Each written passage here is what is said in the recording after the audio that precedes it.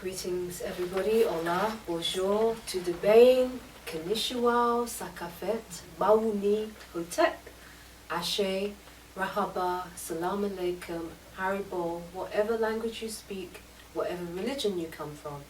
Greetings my brothers and sisters to our show, Solutionary TV Network, and I am your host, Seven, and I'm with my sister Fire. How you doing, Fire? I'm cool, man. I'm fantastic, Sister Seven. Yeah. Well, welcome everyone. I wish everybody is well out there. Lots to report. Now, I want to start with what has happened to this show. We were supposed to put this show out 2 years ago, in fact. Now, Wow. we've been working on this show for a couple of years, and I have had no end of sabotage, obstructions. Every time we've tried to kind of get it together, there is an adverse element or individual that comes in and sabotages the situation. Now, we attempted again to put the show out last year in around, was it October? And I'm going to run the shows that we did, just so that, because they're valid still, even though we filmed them last year, they're still valid. The discussions we had and what we brought to the table was valid.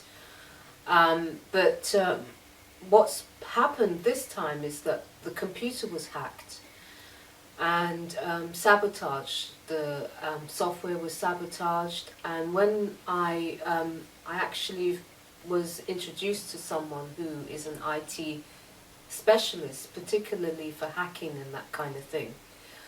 And you were with me, weren't you? We were. Yes, and basically, I'm going to show you on the screen what he said, but just to give you an overview before I run the footage. Basically, as many of you know, I have been a targeted individual for the last 13 years now. I was initially targeted for my intellectual property in 2003 after going to a meeting, and ever since then I have had the same companies, in fact it's the same people, even though I won the largest case of its kind exposing this criminal cartel who are, they're psychopaths. They're nothing short of psychopaths. These people are relentless. Even though I won my case in 2006, and I'll place the courtroom audios below so that anybody can hear that I won my case. I've never been paid. Fire was a witness to what happened to me. And ever since then, you know, I have been targeted, and what happens with the targeting is they basically they hijack your computers to steal, constantly steal whatever we do. It's constant. They will put bugging devices in your home. They will break into your home. They will literally break into your car, bug your car. Anything you're doing, basically, they will try to infiltrate it in some way or another. It's basically industrial espionage. What you have is psychopaths working in corporations who, if you are an innovator or a creative person or a pioneer of some sort, and just somebody who enjoys creation, they will literally, you know, they will hijack your whole life. And these people will actually kill people just to obtain and steal our creative ideas, intellectual property, whether it be music ideas, ideas for new movie scripts, ideas for songs, ideas for, doesn't matter what you're doing. And once they've been successful at hijacking and stealing your intellectual property, they never leave you alone. Unless you expose these people, they never leave you alone. And that is what's happened to me. And that is what the whole 7-gate situation is all about. Now, for any of you that have seen the intro, you will see that we have flagged up these people because they have made my life a living hell. Currently, apart from hacking on the computers, I have scaffolding that's been left on my building now for 4 months, since January of this year. Now I have a device put on the outside of my door to so that these people can enter into the premises whenever they feel like. It's a dangerous situation, and the reason why I want this to be out there is because if you're a creative individual and you have creative children, I mean, for us melanated people, we are naturally, isn't it? We're naturally creative people. We're naturally musical. We're all, you know, we love to create, make clothes. It's, you know, it's just part of our culture. You know, we are innovators. You know, we are inventors. We are pioneers. And when you are like that, if you are talented in any shape or form, these people will come after you. So this is not just to expose what has happened to me and bring these people out in the spotlight, but also it's a word of warning for anybody looking to go into the entertainment industry or the music industry. If you're a parent of a gifted child, you need to understand that these people they're evil beyond. You're talking about extremely, extremely dangerous, sick human beings who stop at nothing to steal your child's creativity, your creativity, in order to obtain copyrights and the publishing rights, because we're talking millions, billions, and even trillions. You know, it's a lot of money. The whole intellectual property market is massive, and this is why organized IP crime is so massive. So the reason we haven't put our show out for so long is because I am a targeted individual of organized IP crime. So hacking is very much part of it. And I'm going to run the footage now so that you can see exactly what that has been like for us.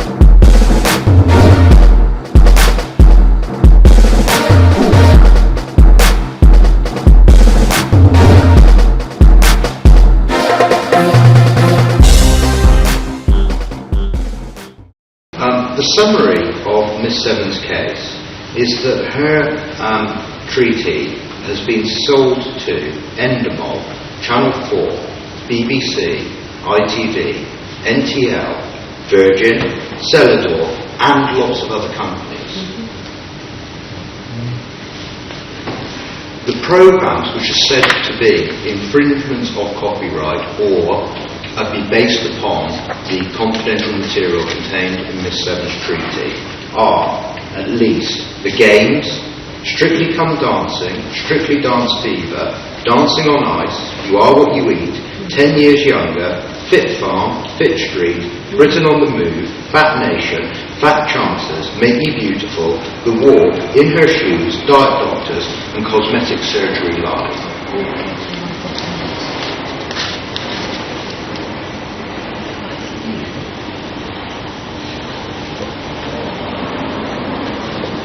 Mr. Nicholas summarises at the bottom of the sentence that goes over the page of all these health and fitness, beauty and dance productions were sold. He goes on to make a point about when they were sold, 2003 through to 2005.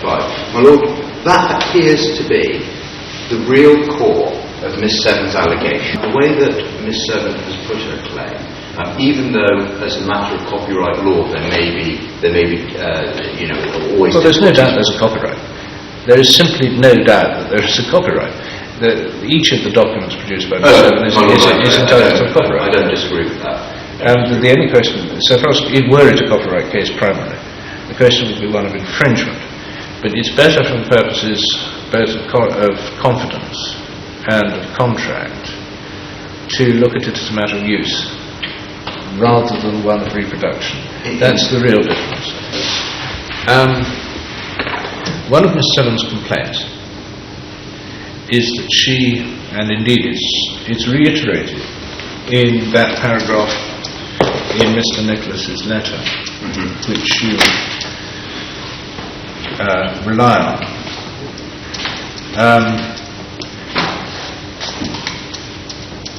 They treated Charlie like a golden goose, then came back to steal more material to sell. While this madness was going on, they sold her name to create a pop band to publicly rub her face in it. And these greedy evil vultures hacked her computers. Do you have anything you wish to say about that? I thought what you were going to say, actually, was that Miss Seven's all work which she's done is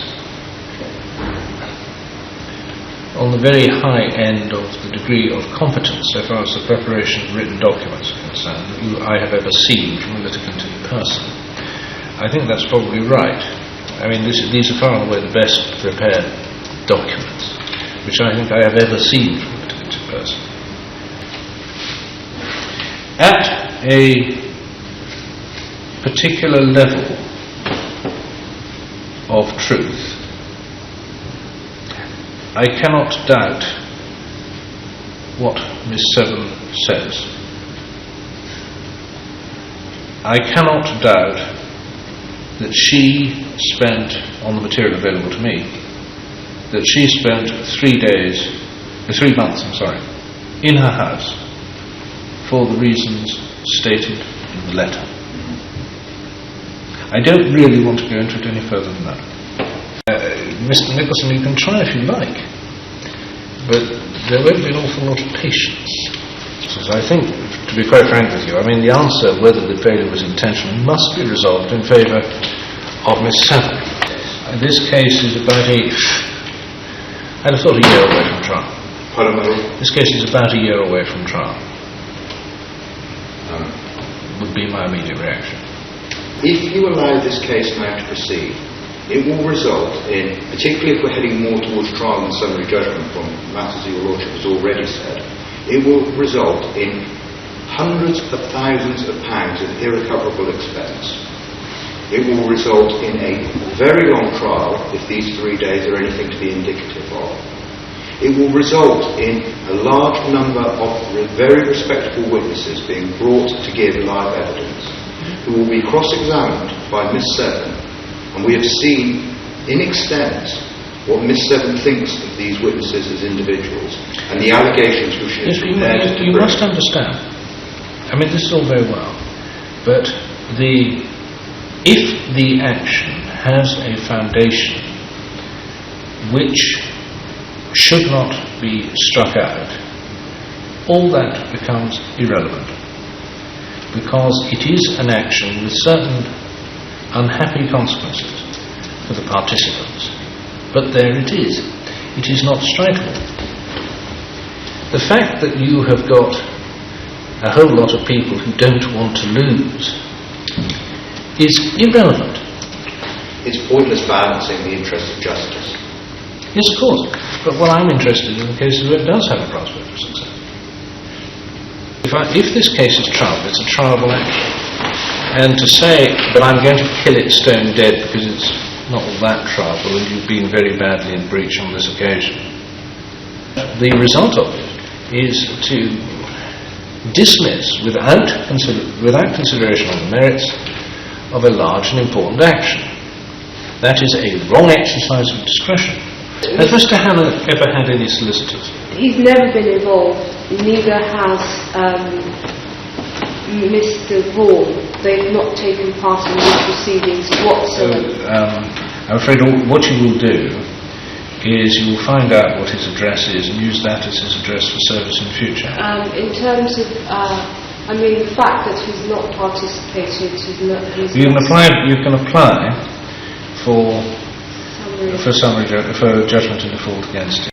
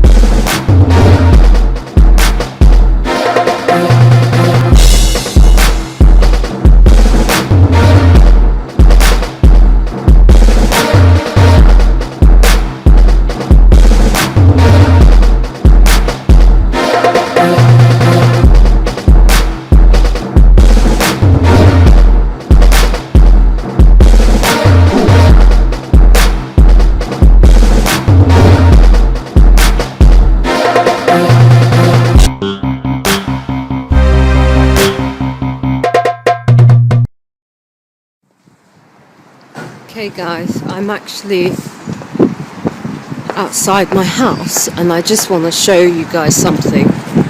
This is where they actually did this is where the false flag is. As you can see, it's directly facing, my windows are up here, but I just want to show you.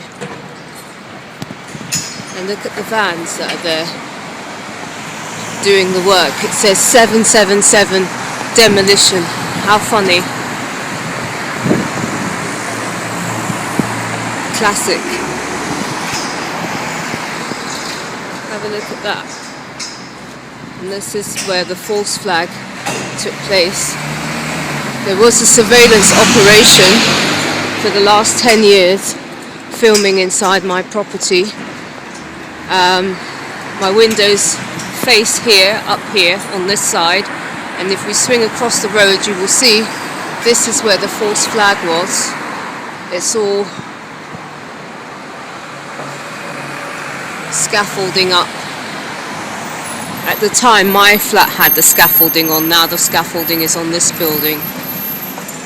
It was on Channel 4 News because it took 120 firefighters to put out the fire, and it was on one floor, and the floor in question is the one just before the top, and they had a whole 24-hour surveillance operation going on, filming with the military and a whole lot of other police or whatever they were, covert officers filming inside my building. And as everybody knows, I am exposing who really perpetrated 7/7, and this is the reason for the surveillance operation outside my house. So this is where it was held. Today is actually I think it's the 6th the 6th of March 2014, so we're filming just over a year later, and you can see how bad this was, hence the scale of the scaffolding that's here. And as I said, it burnt from dawn to dusk, and it was just the one floor where the surveillance operation was taking place. And 125 fighters were in the heart of central London, just near Hyde Park, Lancaster Gate, and this whole area was shut off. It was so big that they actually had it on Channel 4 News, so if you Google that, you'll see that. But the question to ask is, why would they have a surveillance operation opposite my flat, where my windows, if I cross over the road here, and I give you the view from the other side of the street so that you can see my windows, because there's an agent called Mark Windows who's been trying to say that I didn't live anywhere near it. So I just want to show you the view from across the street. This is inside, this is the front door. And this was a fully operative hotel, supposedly, where they held this surveillance operation. We swing across the road, you'll see my windows, which is just up here. So these are my windows up here, facing the building. And it's the floor that directly faces my windows. As you will see in the Farrell report, Tony Farrell was being filmed while he was writing the report. That's where they were surveillancing through, and they used to make the cameras visible.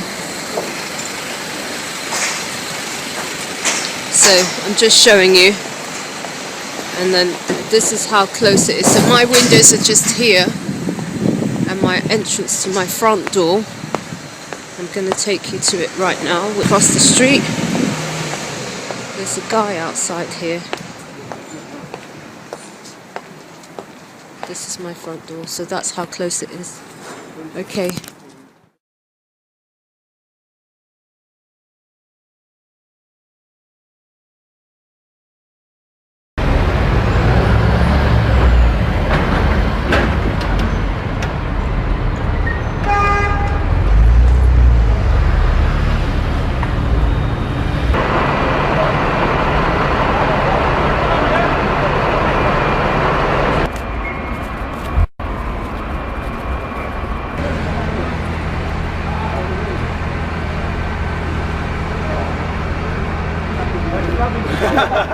When the end came for former BBC Director General George Entwistle, 54 days in the corporation's top job had clearly not prepared him for being the news and not just making it. Suggestions of a paedophile ring inside the BBC as part of the Jimmy Savile abuse claims, botched investigations and lapsed journalistic standards had made his position simply untenable. BBC Trust Chairman Chris Patton was in full damage control mode. If you're saying, does the BBC need a thorough, structural, radical overhaul, then absolutely it does.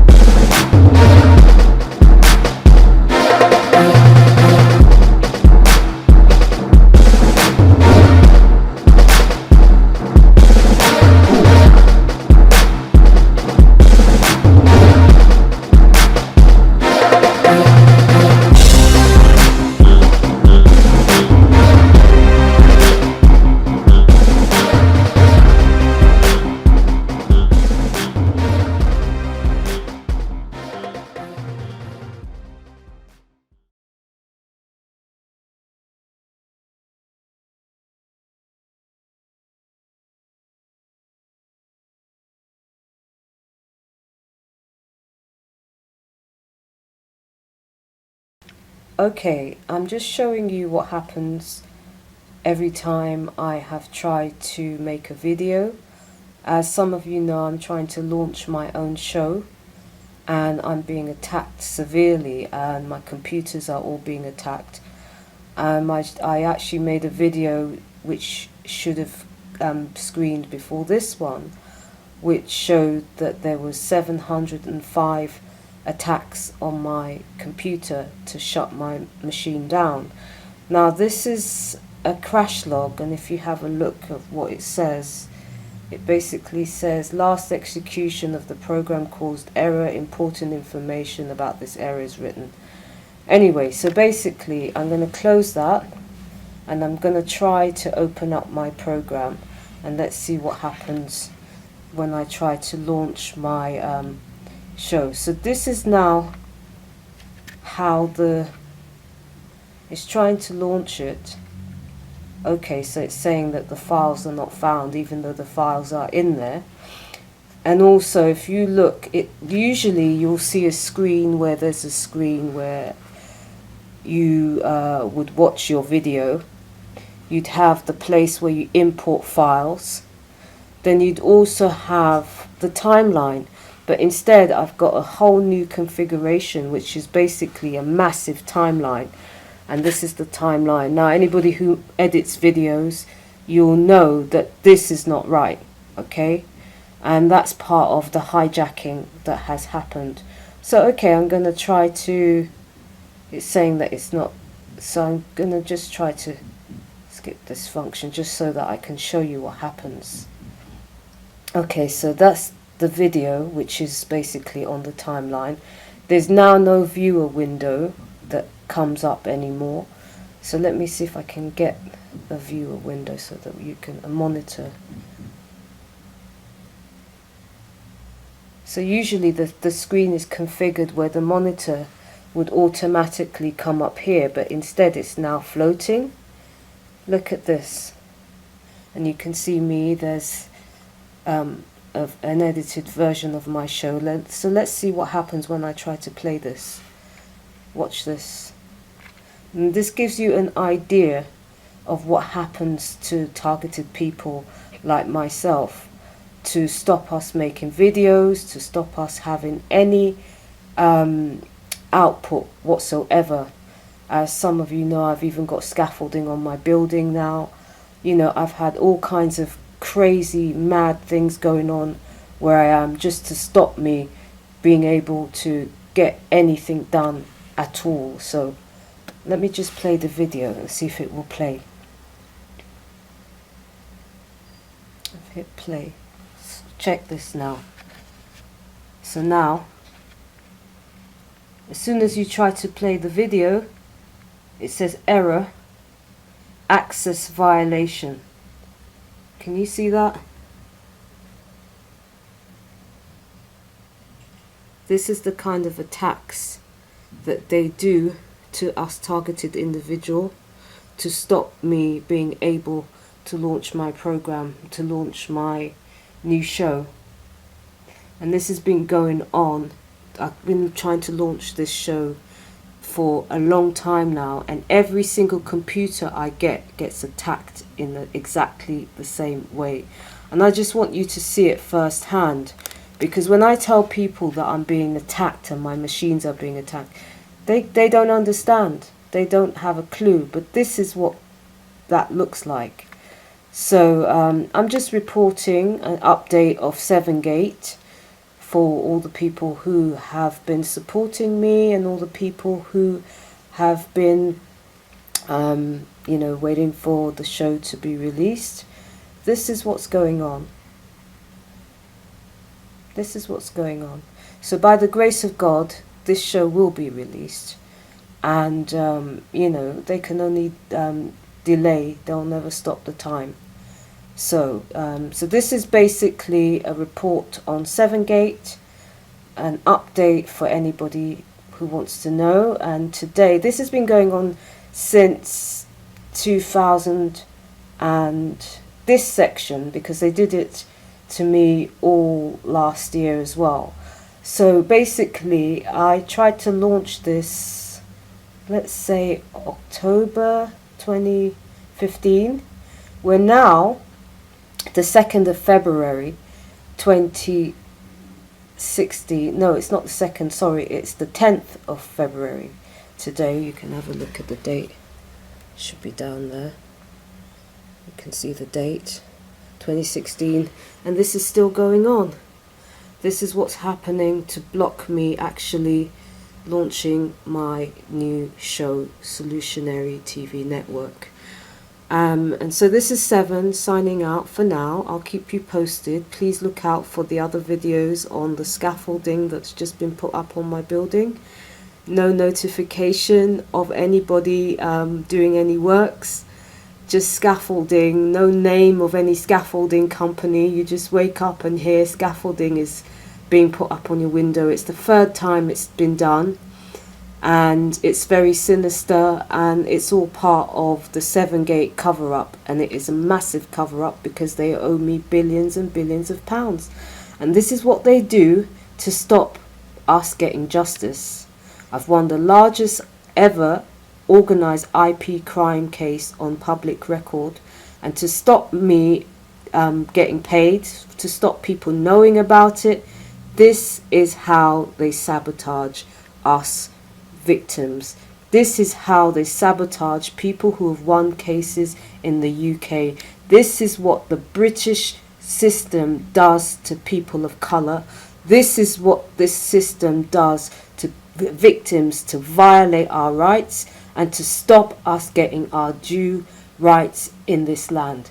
So I want everybody to know, my name is 7, as everybody who has been following 7-Gate knows. Please look out for the other 7-Gate videos, which documents my journey up until now, as particularly you can look at the Farrell Report, or you can look at the video series with Alfred Weber on his YouTube channel. You just type in 7-Gate Alfred Weber and you'll see it's we've done about 10 videos. There's about 10 parts of the series now, and my show should launch soon. Let's see if it moves out of the way. You can see the first screen of my show. There's me doing, it's a series of interviews. I've done loads of brilliant interviews and everything, which will launch. But this is what they're doing to try to block it. Okay, so please make this viral. Let people know about 7-Gate. These are the people behind all the false flag terrorism that's going on. 7/7, Charlie Hebdo. These are the criminals that are behind it, and that's why they don't want me to launch my show.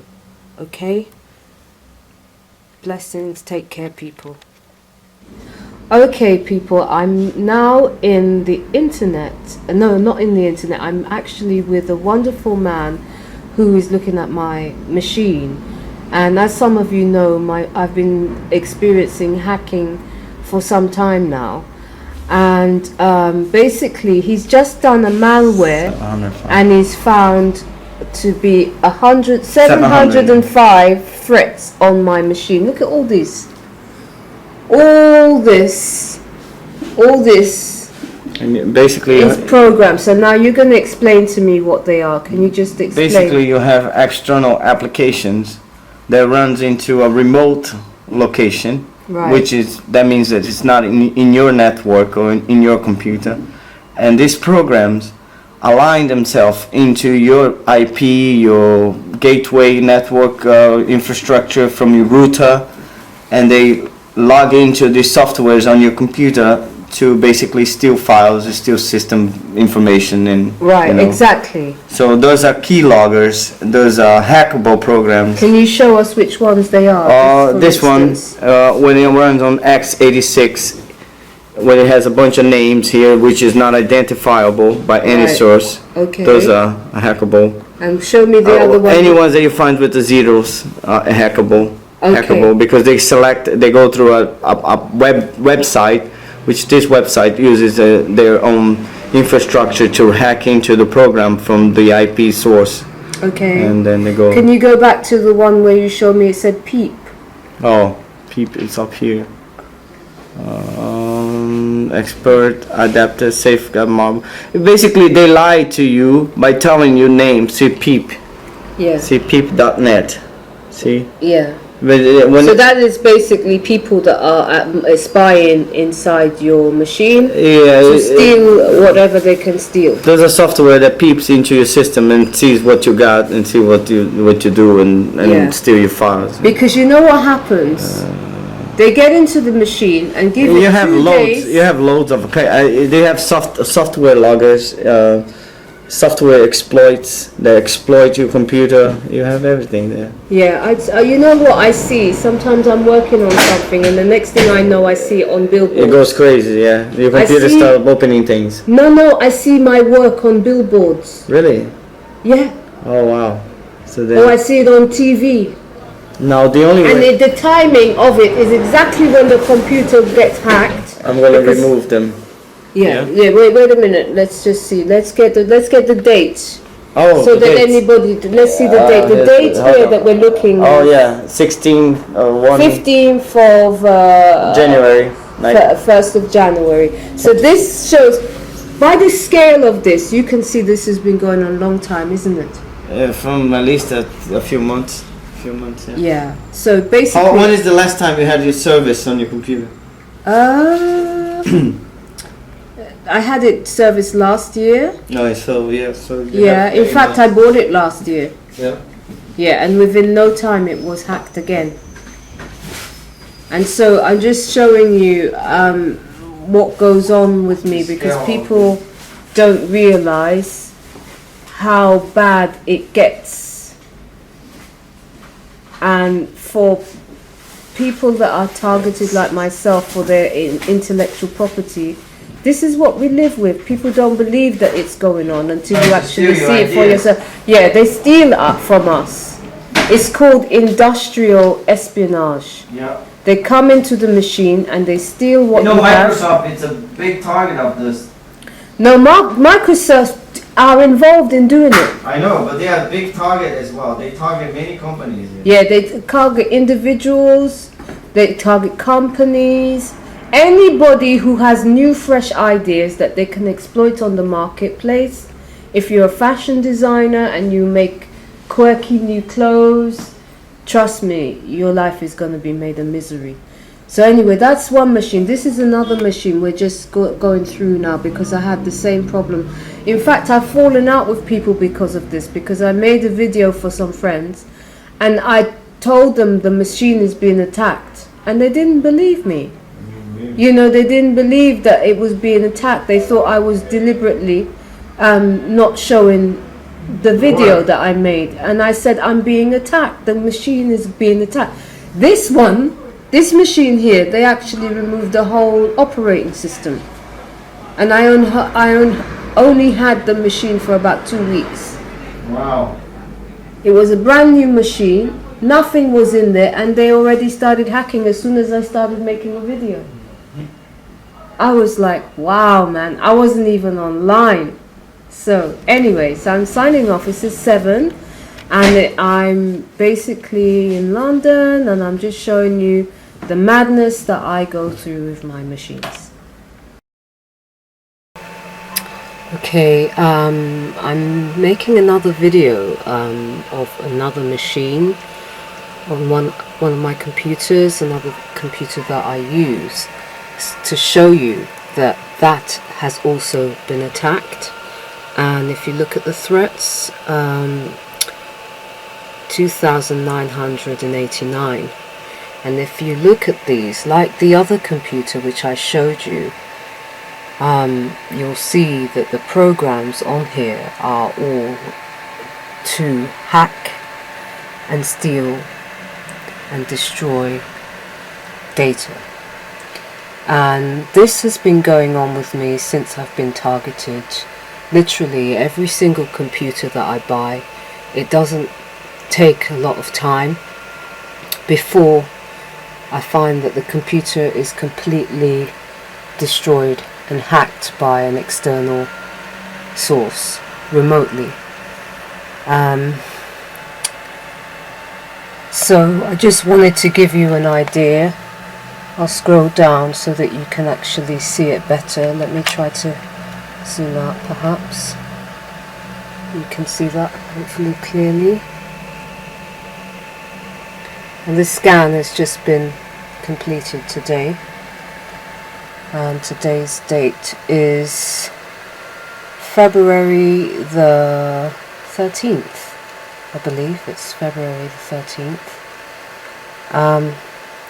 I want to just scroll down and give you a look at some of these threats. Oops. So that you could see. What was that? I don't know. Anyway. Sorry. Look, there's this one here. Some of you hackers might be able to look at these codes and numbers and trace the source.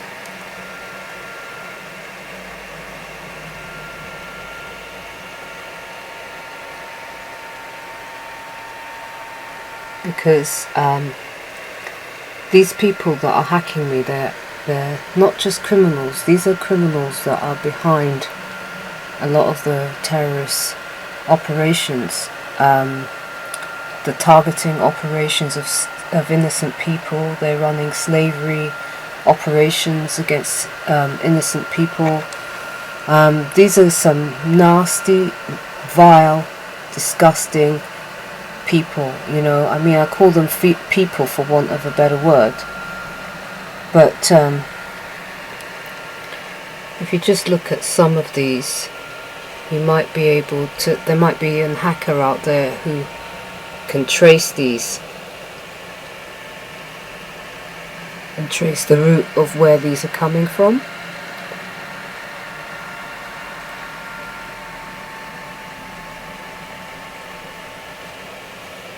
Okay, let's just pull a few more down so that you can actually see the different types of programs that there are.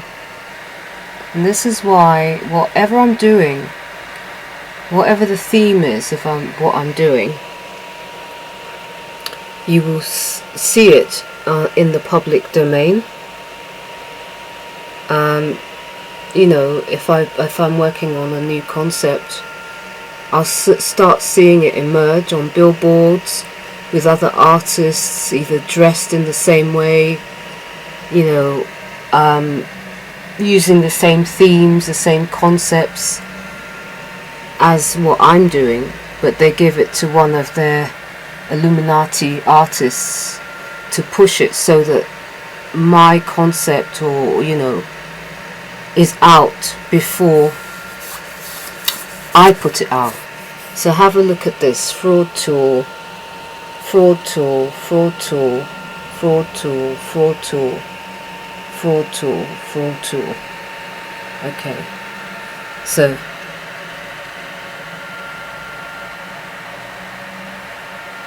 you can see for yourself what kind of attack that I'm getting. These are all programs that are designed to steal. They look for my ideas, whatever work I'm doing. This is how my work was stolen and given to David Beckham for his 7 concept. Blatantly. Absolutely blatantly. And in that situation, fortunately, I had emailed lots of people with the information about the project that I was about to launch, so that when it emerged on the mainstream, it would be obvious to everybody, and there would be many witnesses to see exactly where it comes from. Okay, so, but what you can see, fraud tool, fraud tool.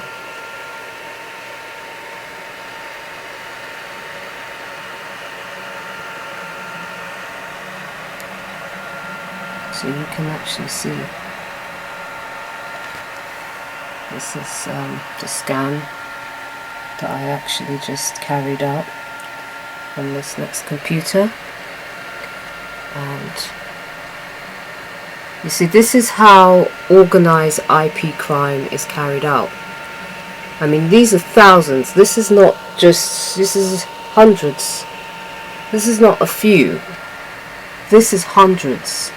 And you remove these ones and they'll be back in. This is what they do. And they make money on your ingenuity, on your concepts, on your labor. It's a slave trade. This is a slave trade. I mean, if you consider all the musicians and all the artists and all the writers and all the authors, can you imagine if all of them found that their books were just taken this way, that their songs were being taken this way, that whatever they come up with, you know, inventors. That's why we have such a thing as patent office, etc. Even though that's a completely corrupt place. In this day and age, sadly, you can't go to the patent office to protect our work as creative people, because they steal from us in that way too. But this is thousands. Look at it. Anyone who tells you the 7-Gate case is a lie, you know they're on the payroll. Anybody who prints out that the 7-Gate case is a lie, those people are on the payroll. Look at that, Tech. These are companies that basically hack into people that are like myself, are creative people, looking for new concepts to put on the market. And because they know that people like me, we are ideas people, and we make our living by inventing and pioneering new concepts. So what happens is these corrupt terrorist organizations, they hack into your computers, steal your work, and pass it off as somebody else's work, while they hack and surveillance you, send you death threats to try to keep you quiet. And when you win your case against them, when you actually can prove it, like I can prove it right now, because all of these files are traceable. For anybody that's a hacker, they can actually find out the source. And I guarantee you, if we look into the source of who is doing this, you'll find it's the same people. The exact same people that stole my intellectual property in 2003. Here we are, it's 2016, and they're doing the same thing. But this time, it's not a case of me going to meetings with them anymore. Now they've put a whole operation in place in order to steal everything that I do. Everything. Everything that I do. Now, as many of you know, I've had, my parents have died in what has been informed to me were suspicious circumstances by various different people who were eyewitnesses. In both instances, my mother died on the 2nd of January 2014, and my father died in July of 2014. Neither of them, indicated that anything that was wrong with them to life-threatening proportions as far as I'm concerned. And both deaths came completely out of the blue. However, we don't know what actually happened. And I've had 2 friends die on the same day. This is what these organizations that are corrupt do to people. They destroy people's lives. They destroy people's lives in serious, serious ways. And this is why what I'm showing you is proof to show you that corrupt organizations are hacking my computers to continuously steal everything and anything that I create, to ensure that I remain in poverty, to show that justice and the billions that they owe me is never given to me.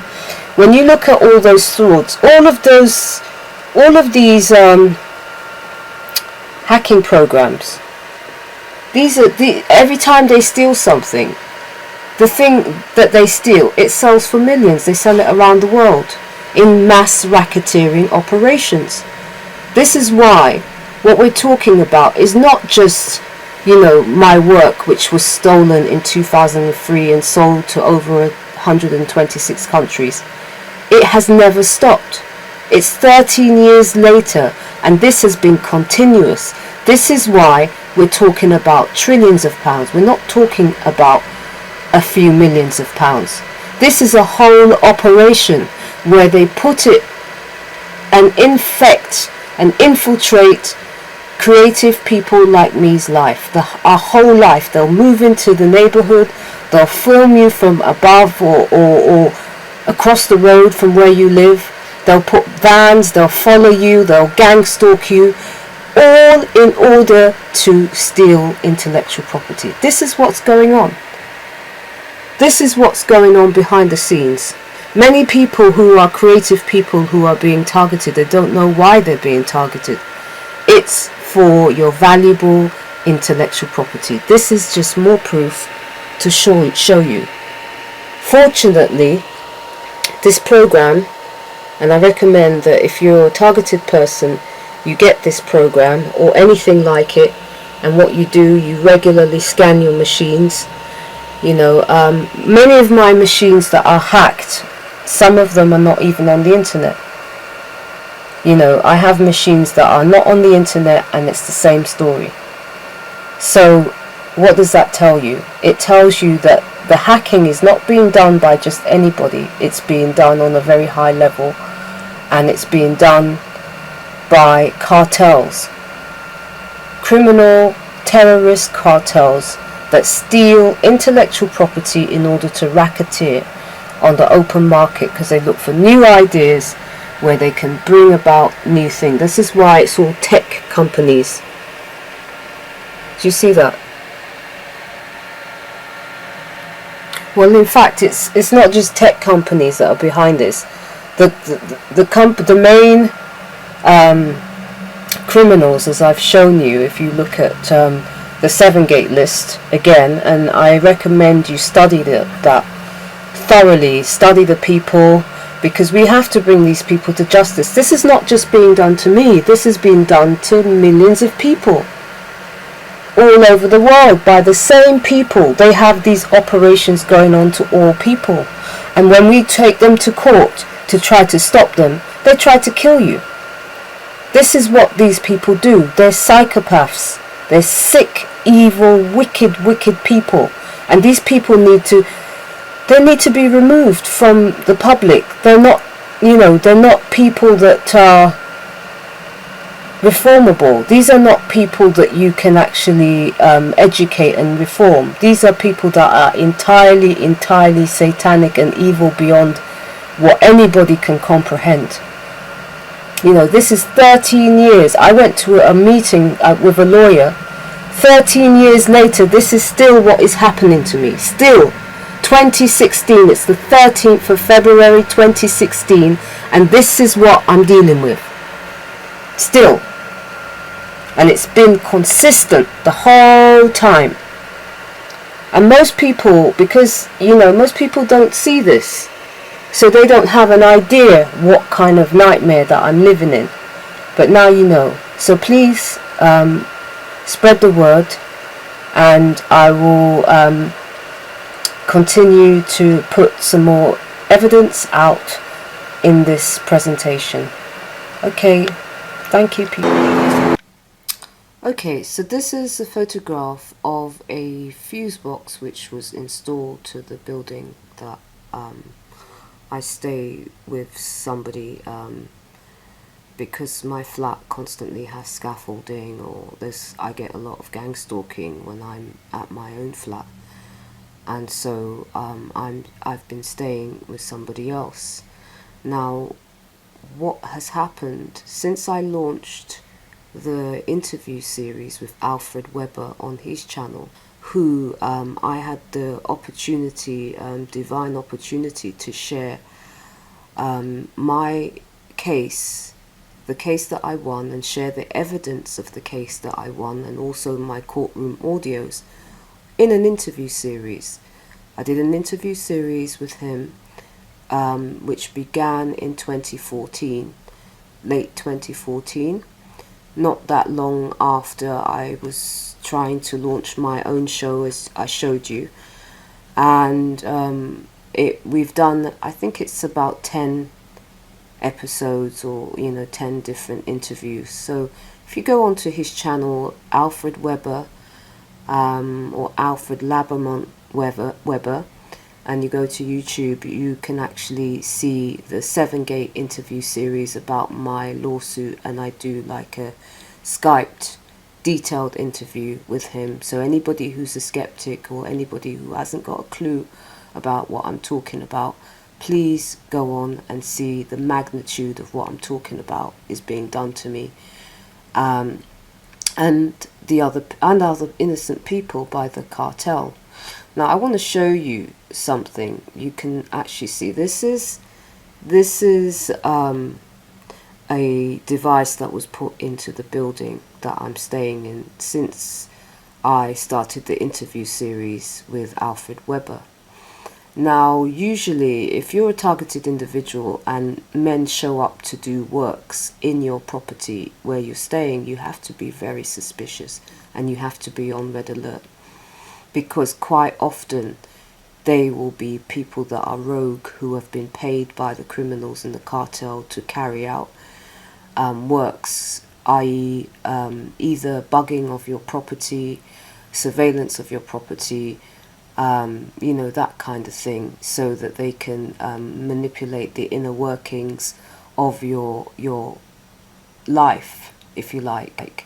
And also, obviously, they're able to, quite often it's listening devices, etc., so that they can monitor your movements, your conversations with people. So they're not only hacking your computers, they're not only tapping your phones, they're also obviously stealing your data, blocking you from making videos. They also put this kind of technology into the building. Now, prior to this, there was a little tiny fuse box, which is for a residential 1-bedroom apartment. It's a small apartment, and it's not necessary to have this scale of fuses put into a property. Now, I had this actually looked at again by a professional, and I'll post that video alongside this one so that you can hear exactly what he said. Now, the first thing to, you won't be able to know this, but I'll just tell you that this casing, the size of this casing and the material of this casing is not used in residential properties. This is one thing he highlighted. It's metal. You do not put metal boxes into residential properties. Usually they are in commercial buildings. You would not have a fuse box this scale in a tiny 1-bedroom property. Now, the first thing to pay attention to is, if we go in a little bit further, you'll see a row of fuses here. Can you see a row of fuses here? There are 7 of them. Let's count. 1, 2, 3, 4, 5, 6, 7. Interesting. Now, these 7 fuses are not connected to anything internally in this property. These are the fuses that are directly linked to, like, for instance, the sockets in the property, the cooker. These are the ones, and you can see the wires at the top. You can see the wires at the top. These are wired directly to the appliances in the property. There's a couple here as well. And this is the general on-off. In case anything goes off, you can actually switch this machine off manually. But these 7, this row of 7 here, it should look like this. If it was connected to anything in the property, you would see the wires that you're seeing here, along here, these blue and red wires. They're going directly into the fuses. You'll see on these ones, there are no fuses going into anything in this property. It's just blank. There's only one cord that goes up into almost behind this device. So there's possibility that they've put something behind this device. Now, what the man said that came to actually look at this, he said, number one, it's dodgy. It's extremely dodgy. You would not put a fuse box. I mean, the size of the other fuse box that we had before was the same size as like this. It was tiny, it was small, had a few fuses, or it might have been like this size actually, around this size. That was the entire fuse box. Now there's an industrial scale fuse box put into a tiny 1-bedroom flat. I mean, it's tiny. It's got a tiny bedroom, tiny hallway, tiny. There's nothing here to warrant something on this scale. As soon as the man that I brought, the electrician that I brought to look at this, saw this, he said, this is dodgy. He said it's quite possible that there are listening devices in here. Now, the other thing that took place is immediately after this was installed, we had white vans appear, like white transit vans. And this is what they usually use. They usually use white transit vans in targeting and surveillance operation against targeted individuals. What you will see is white transit vans now parked outside your building. All of a sudden, these vans appear from nowhere. So this went in to the building, and immediately after this went in, boom, came these transit vans. Now, in my other property, white transit vans were a feature for years outside of my property. Every single day, come rain or shine, there would be white transit vans outside of the property. Sometimes, even these days, they put white transit vans with 777 to make it absolutely blatant what they're doing. And I'm going to show you. Let's have a look at these vans. Some of these 777 vans. Some of you have actually already seen them, but just for anybody who hasn't, I'm going to go and show you that now. Just so. Okay, these are these guys that are running the cleanup of the surveillance operation, and I want you to see the big 777 on the vans and tell me if that's a coincidence. Check this out. 777.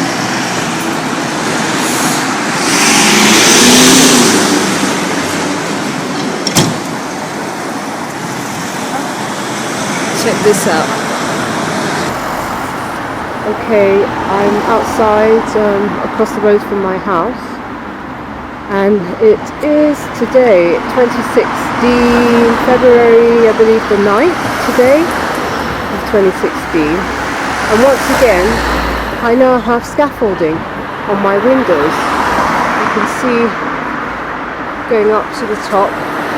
Now there's no name to actually identify who has put these scaffolding up, which is what you would normally expect. If someone put scaffolding on your building, you would have, the company would definitely have named who it is, who's ordered it. And once again, this is actually the third time this has happened, and it shows that it's pure criminality. It's been there for a week. There's nobody doing any works. Let me just come in a bit so that you can see it closer. There's my window. Where I'm focused on here is my window. And again, this is part of the targeting, I believe. I mean, who just comes and puts scaffolding on somebody's building? No notification, no letter of any works, and in fact no works being done whatsoever. Now I'm going to swing across the road here so you can see where they did the false flag. So that's my windows here, that's my building here, and I'm just going to swing the camera. I've just crossed over the road, and I'm going to swing around, and you can see where they did the false flag. And this is massive. I mean, it's very hard to film the whole site so that you can actually get an idea of how big the scale of this false flag was. They literally burnt this whole building down. There's 120 firefighters, and this is what it looks like now. usually in the day they have vans which say 77. Up until a few days ago the vans were outside. Somebody phoned me up to tell me that they saw that the 77 vans were outside yet again. But this gives you an idea. I'm going to try and pull out a bit so that you can see it. In fact, what I'll do is I'll come a bit further down here so that you can actually see if you can see the scale of this. So that's one side. Go up again. And this is my building on the corner where you see my hand is here, where the bus, just here, this is where my building is. And you can see how close they did the false flag outside my house. And as everybody know, I have exposed that the people in my case, 7 versus Gossage and 9 others, who are part of a organised IP crime outfit, a gross criminal operation, they've done a false flag here as well, and the persecution of my life continues, because this is my building and we're now in 2016, and yet again I now have scaffolding put up on my windows out of the blue, no notification. There are children, women in this building besides me, and this is what we get. We don't get any letter, there's no firm, you can see that there's no company's name to say who has put this here. It's just basically scaffolding has just been left here. And if the other 2 times have anything to do with this, the last time that they did it in 2012, it stayed there for 2 years. No work whatsoever, just scaffolding just left on people's buildings, where criminals can come and go as they please and access and even murder people inside the building. This is what we're dealing with. Absolute mafia racket operation, and it's all connected to those criminals who are part of the cartel in 7 Gate, which is the case that I won in 2006, between 2004 and 2006, called 7 versus Gossage and 9 others. And we're talking about criminals who are operating in mainstream media. We're talking about criminals who are operating in British law firms. So to give you names, Russell's media law firm in London. There's Bindman and Partners. You've got Helen Alexander, Richard Hanna, Tamsin Allen of Bindman and Partners, Jeffrey Bindman. These people have to be named because they should have been in prison a long time ago. I won them in court, and because I won them in court years ago, they owe me billions upon billions of pounds. This is the type of thing that they do to try to intimidate.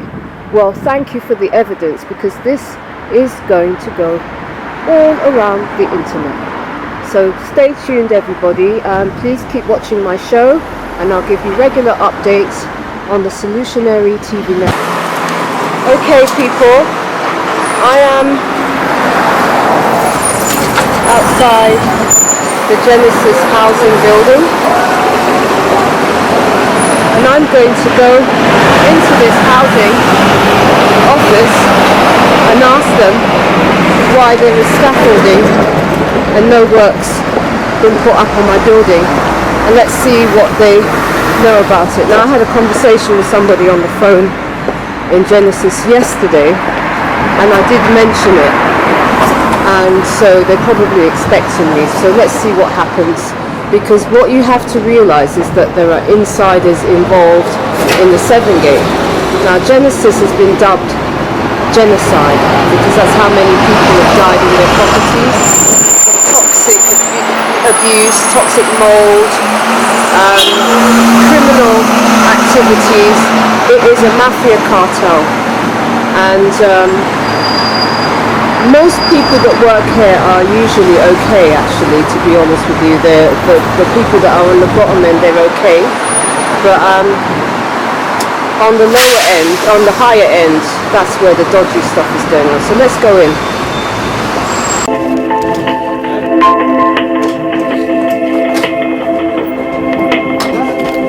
Did I speak to you recently? Let me see your postcode, so maybe I can find out if I spoke to you. What's the postcode of your property? So just let me establish who you are, Abdi. You are... I work in the housing department. Okay, and you are working to me. I don't know if you're going to be able to help me or whether I should continue to speak to somebody here. I think it's best that you speak to Michelle. Yes. Because she's in the same level as Mark Waddell. Okay. Tell her I'm speaking to him now. Okay, thank you. I'm speaking to him now. Okay.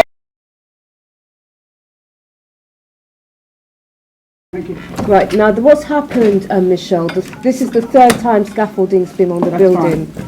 The second time we were burgled 6 times with the last scaffolding, and it stayed there for 2 years and there was no works being done whatsoever. And we got burgled, broken in, they kicked the door off, they didn't even move the wood. They left the wood to show that they'd broken in. All the windows, they were coming in the windows. I've got photographs of the men on the actual, I'm on the 3rd floor. And so I've got photographs of men with hoodies on my landing. They're not doing any work. Well, they're not from the contractors. That's what I know. Miles? That's what I know. Hi, it's Michelle Gordon, neighbourhood manager. No, I'm trying to don't get a hold speak of to Mark me. Waddell. Yeah. Well, we tried to call his mobile number, but it went straight to voicemail. Oh, okay. Tanita. Right, okay. Yeah, that's fine. I'm just wondering if Mark had any idea of what it was about, why it was there, because there wasn't any signage or anything on there, so we're just wondering.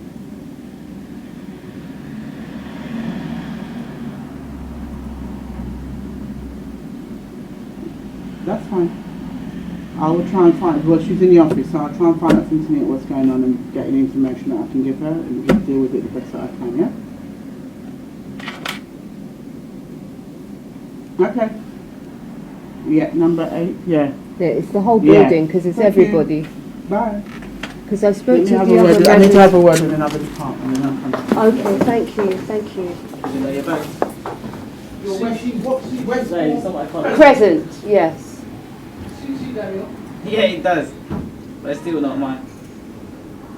Thank you. Did you go and call her for me? Thank you very much. The thing is that obviously we're living in a situation where safety is at risk. That's right. It's not You know. understandable. Yeah, I mean, that's I'm what not I've got trying there. to be not cooperating or whatever. I'm just dealing with the fact that we have criminals, gangsters, cartels operating in that building around that area. And so when we have scaffolding with no notification just being put up on a building, obviously we have to establish who's put it there. Now, I've been a Genesis tenant for, I don't know, I mean a long time. Prior to these criminal gangs infiltrating where we live, we always got notification. If they were going to carry out any work on the building, they'd sometimes like, yeah, that's just the way it works as far as just protocol. Like normally they send you a letter like maybe 2-3 months before, and they'll say we're going to be painting or we're going to be doing the roof or whatever. And it's not a problem. They said if you've got any problems, let us know in advance. That's the normal way. That's procedure. To just wake up in the morning with scaffolding just put up on your building, nobody notifies you. You speak to all the other residents, they're scared. You've got people coming, you've got men climbing up on the scaffolding 2-3 o'clock in the morning. You know, that's a dangerous situation that we're living with. So obviously, if Genesis has not, because the last time when I spoke to Genesis, this is basically between 2012 and 2013. When I spoke to Genesis, I said there's scaffolding. This is why I film everything, because people don't believe. I came in here and I said to Genesis, there's scaffolding on my building. They said, no, there isn't. I said, there is. So at the time, I hadn't showed them the film of it. It was only when I came into the building again and I showed them photographs of the scaffolding on the building that they actually believed me. That's the reason why I showed you the film today. I said to you, there's scaffolding on my building. You need to have a look at it. Somebody's put it there. Now I know there is procedure. If you put scaffolding, They would normally let the tenants know of where it's involved. Absolutely. Not only do they do that, what they also do, they usually have a placard with whose scaffolding company, because anybody, a child could fall. Security as well within the scaffolding. Absolutely. They should have security, they should have a mobile number, an office number, who's put the scaffolding. There's nothing. It's just arrived there, and we are just supposed to live like that. Now, but judging by the last time, which it stayed there for 2 years. For 2 years. Scaffolding stayed there for 2 years. Even when the guys came to take it down, they said, "Oh my God, I remember this scaffolding. This has been here for 2 years." These Cockney guys. They could have look for the people that put it in if they remember the scaffolding. No, because they just get builders, don't they? They employ builders to come and put it up there. Obviously, this was not a contracted firm. This was some rogue firm. But what usually happens is that they will give the contract to somebody, or somebody will get the contract. That's when it's legitimate. And it will be just like it is for doing gas works or electrical works or any surveying works. It's usually Genesis contracted like to Mulverdeen and all these different companies to do the different things. Whereas the scaffolding, they're not contracted to anybody. These are just rogue guys. But it just so happened the same guys that put it up, they got the same guys to pull it down. And it was 2 years later, because somebody called me and said, they're pulling it down. So 2 years later, I go and I say to the guys, why has it been there? They said, I know, it's been 2 years. They That's said, wow, really this strange. is... I mean, whoever's been managing that side, I mean, needs to look into it. Yeah, and you know what's happened is that Genesis keeps changing their housing manager. That property has had different housing managers. There was one Paula, there's been so many names, Jackie, there was another. How long have you been here? 3 years. 3 years, okay. I know in this building, I work all over, so oh, okay. This is my first week here. So. Okay, so we had different housing managers. We've not had the same housing manager. So every time, with the last scaffolding, every time we actually tried to pin someone down to come and see us in the building about it, they would never show up. And I think it's because there's criminal things going on, and they discovered that there's something going on within the building, so they basically never showed up to actually talk to any of us. We sat in the house waiting for these people. Now the thing is, my neighbour, she's having her flat broken into. She had somebody break into her flat. They got dirt and they wrote on her daughter's bedroom wall in dirt, writing on the wall. You could see where they crowbarred the door in. You know, I mean, it's so sinister. This is a woman with a child. Can you imagine? You're living in your house. But if you haven't reported to no, the that's been we've reported it to the police. But you just said that you didn't. No, that situation, that's been reported, because there's many situations. Now, I've reported the situation for the scaffolding to the police numerous times. But what they say is that you have to establish with Genesis who has put the scaffolding up. Now, the last time, Genesis told me that they didn't have any record. When they looked on the computer, they said there's no scaffolding on the building. I said there is. Yeah. They said no, it's only. And now you're saying it's been a week. Yes. Yeah, and there's nothing on the scaffolding to say that you can ring somebody to say, okay, can you tell us who's ordered the scaffolding? Right. What work is being done? And you said they haven't reported to the police yet. No, we've already spoken to police. There's criminal activity in the building. Yes, I've spoken. Murdering and all that stuff. So yeah, I just. Yes, you see, the thing is, the police, because I'm going from what they said last time. When it comes to anything like this, there's a procedure. So what they would want us to first of all to speak to Genesis and establish whether Genesis put it there, and if so, which was the department, etc., etc. So the police want us to do that first. If Genesis say no, we didn't put it there, then obviously there's grounds for criminal investigation to kick off again, because this is the third one. They just want to find out with the right department. Okay. Why? They actually got the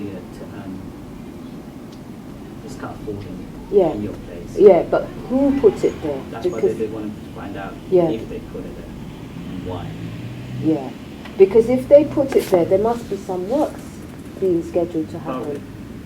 So if there's going to be works, why don't they show what works? Why is there no men there? There's nobody there. It's just scaffolding. And the thing is, because it's happened twice, and each time it happens, there's burglaries. It goes like in concession. So the scaffolding goes up, boom, the houses start to get broken into at the same time. So obviously it's a criminal situation that we're dealing with. So, I mean, obviously I know it's a criminal situation because we've been living with it for some time, but obviously I have to speak to new people here now because none of the people that I spoke to dealing with it last time are here now, it seems. It seems like they're all different people. Because if you've been here 3 years, the first time it happened was 2011. Which I wouldn't know. As I said, I'm not involved within the Genesis case. I just do the building itself, the Genesis building. I know the tenants, staff. Okay, but then so you know protocol. You would know that if you're going to do something in the building, any scheduled works, you would notify the residents. There's elderly people there. There's children there. How can you have scaffolding on people's windows where somebody can just come into somebody's house with ease? That's right. As I said, I mean, I wouldn't know or I wouldn't have the answer until they find out. Well, let's hope that there's going to be some resolution because this is the problem here. We have a problem with safety. I'm concerned about the people's safety. That's the whole thing. I'm not trying to be funny with anybody here. I'm just concerned. It's a dangerous situation. People can get killed. And I don't want a situation where we have a tragedy on our hands. Somebody can climb up, children can climb up and fall from it. There's nothing to, the whole safety situation is completely been ignored. There's no health and safety in this situation whatsoever. No concern for anybody else at all as well. So that Holly's going to find out. Right. Well, thank you anyway. I've got a car outside. I'm just wondering if I should just go. Do you know how long they will take? Okay. Sorry. Yeah. So do they still have, because there was some dodgy people working in the asset management. Do you know, is that still exist? I wouldn't know. Okay. When you say dodgy, I mean, I wouldn't know. Probably you know them, or just for you. Yeah, somebody's coming now. Right, okay. The person you need to speak to, I'm going to give you his email address. Okay. I'm in the office now, but John Hemmings is the person you need to speak to. Okay, John Hemmings. So if you email him and just explain the reason why you're emailing him is because you have concerns. Yeah. You may not have been notified in writing, and everybody needs to know why the scaffolding up. Yeah. These are the issues that you've had. Yes. Because we did actually do a complaint, but it was never dealt with.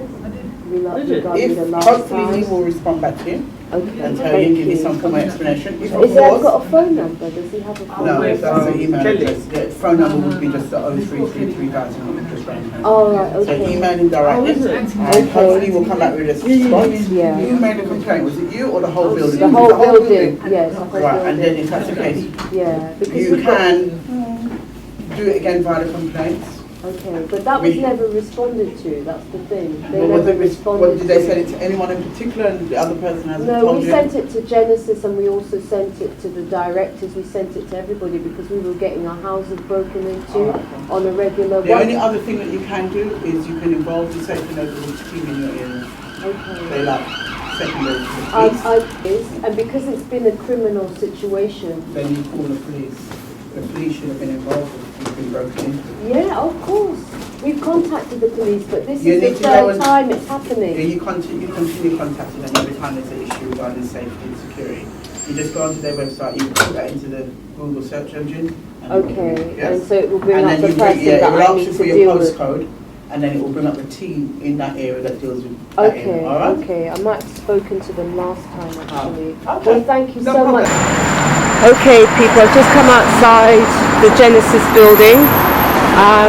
They didn't allow me to film the discussion, but there was a woman that was quite helpful, Michelle, who basically doesn't know what the scaffolding is, who it is, but it's given me a name to chase it up and has told me to contact the police, which we will do. I mean, it's a rigmarole. We go round and round and round and round in circles the whole time.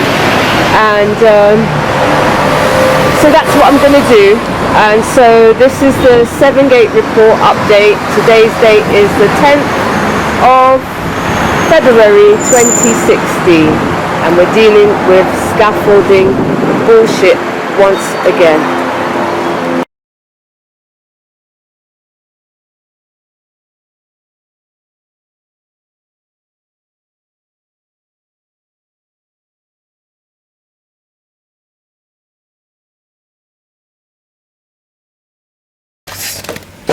And this one,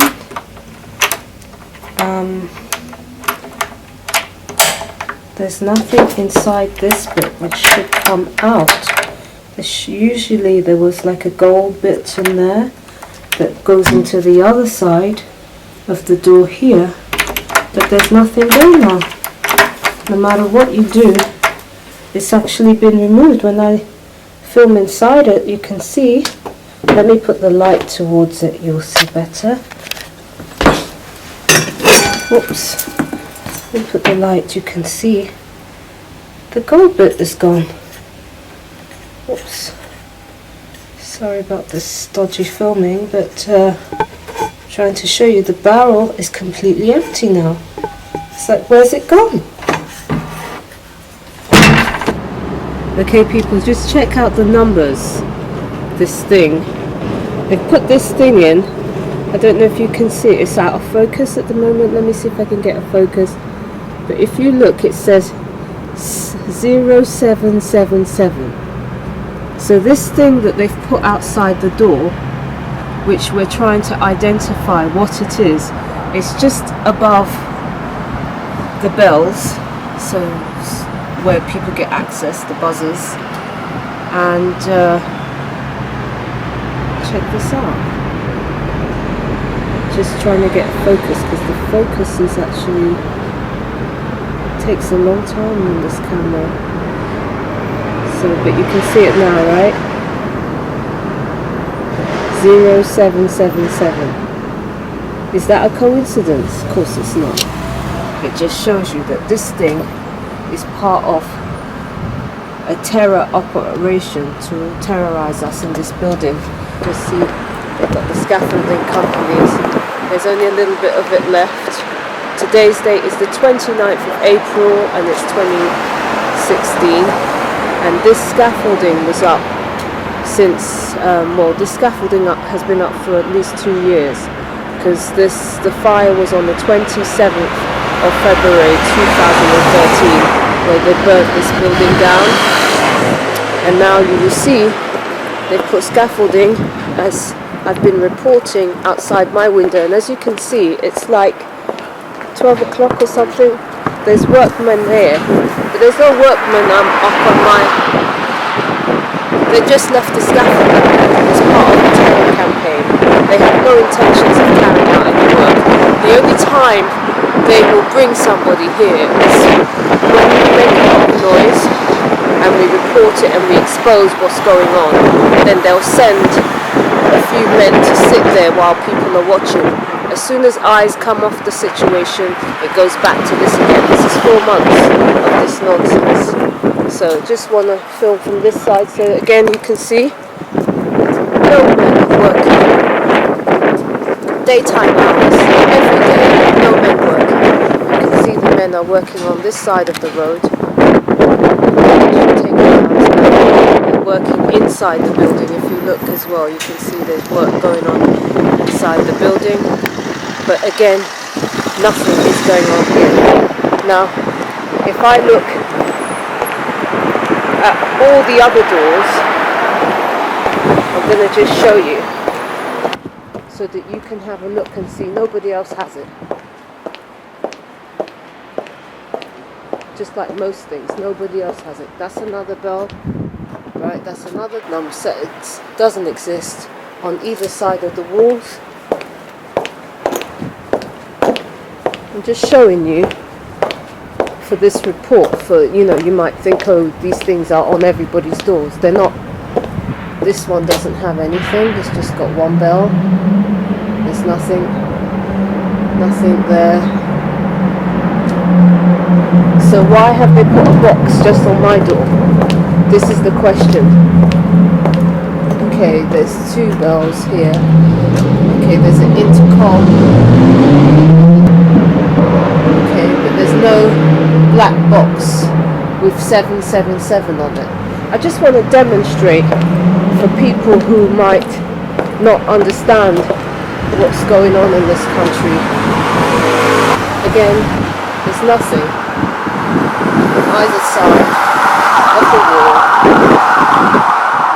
just so that you can see for yourself the nonsense that we are having to deal with, that I am having to deal with, you know, with the sick evilness going on in this country. Nobody else has it. So the question is, let's walk back to the door. The question is, why have they put this black box with 777 dialed on it on my door from out of the blue, no notification of any written word of anything, no contact via phone to any of the residents at all as to that they're going to be putting something on the door or anything like that. And that dial is to let people know that they've put it there, because they're all about psychological terror. They're all about ha ha ha ha, we're terrorists, we can do what we like, we blow things up. This could be connected to anything. We don't know what it's connected to. And it's actually on the door where residents, women and children are living. This is what is going on in this country. And it's all being allowed to continue. And this is why the Seven Gate situation has to be fully exposed. It's up to you, the public who are watching this, to actually expose it. This is a report, Seven Gate report, for the public who needs to be aware who is behind the London bombings. Okay, I'm inside Genesis building. You can see on their screen, this is the screen where they basically do their advertising inside the foyer. They have this thing, Health and Safety Week. Look at this. Health and Safety Week. But when I come into here, nobody wants to speak to me in regards to the scaffolding that's been left onto the building that where my flat is. And obviously we now have some strange device looking like it's to access our flats. Just look at this. It says, don't walk by, speak up. Yeah? Yet still they don't want to do anything about people in situations where their lives are endangered. This is the kind of hypocrisy that we're dealing with. This is the record of going to the Metropolitan Police about it. I was told by Genesis the last time I came in here to go to the police. So I've been to the police. You can see this is the Met Police's receipt for my coming in. This is the officer that I spoke to. That's the date I went to the police. And still nothing. Not one person has contacted me or anybody in the building in regards to why there is scaffolding on our building and why there's no works being done, why nobody's being contacted. So I want to hear what this guy has to say this time, because this is they're not taking us seriously. Obviously they're taking us for fools and they think they can just do what they want. So I'm creating a record, because if anything happens to anybody inside that building, there is a record that this company, who profess to be concerned about health and safety, don't give a damn about their residents. This is what I want to express. So let's see what happens.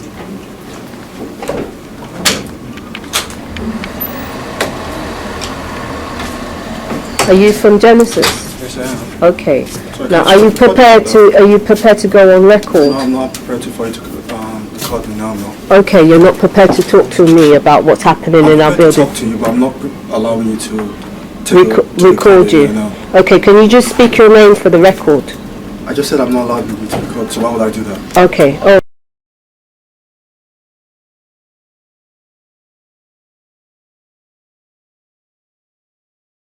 The criminal justice system of Britain is infiltrated by organised crime gangs.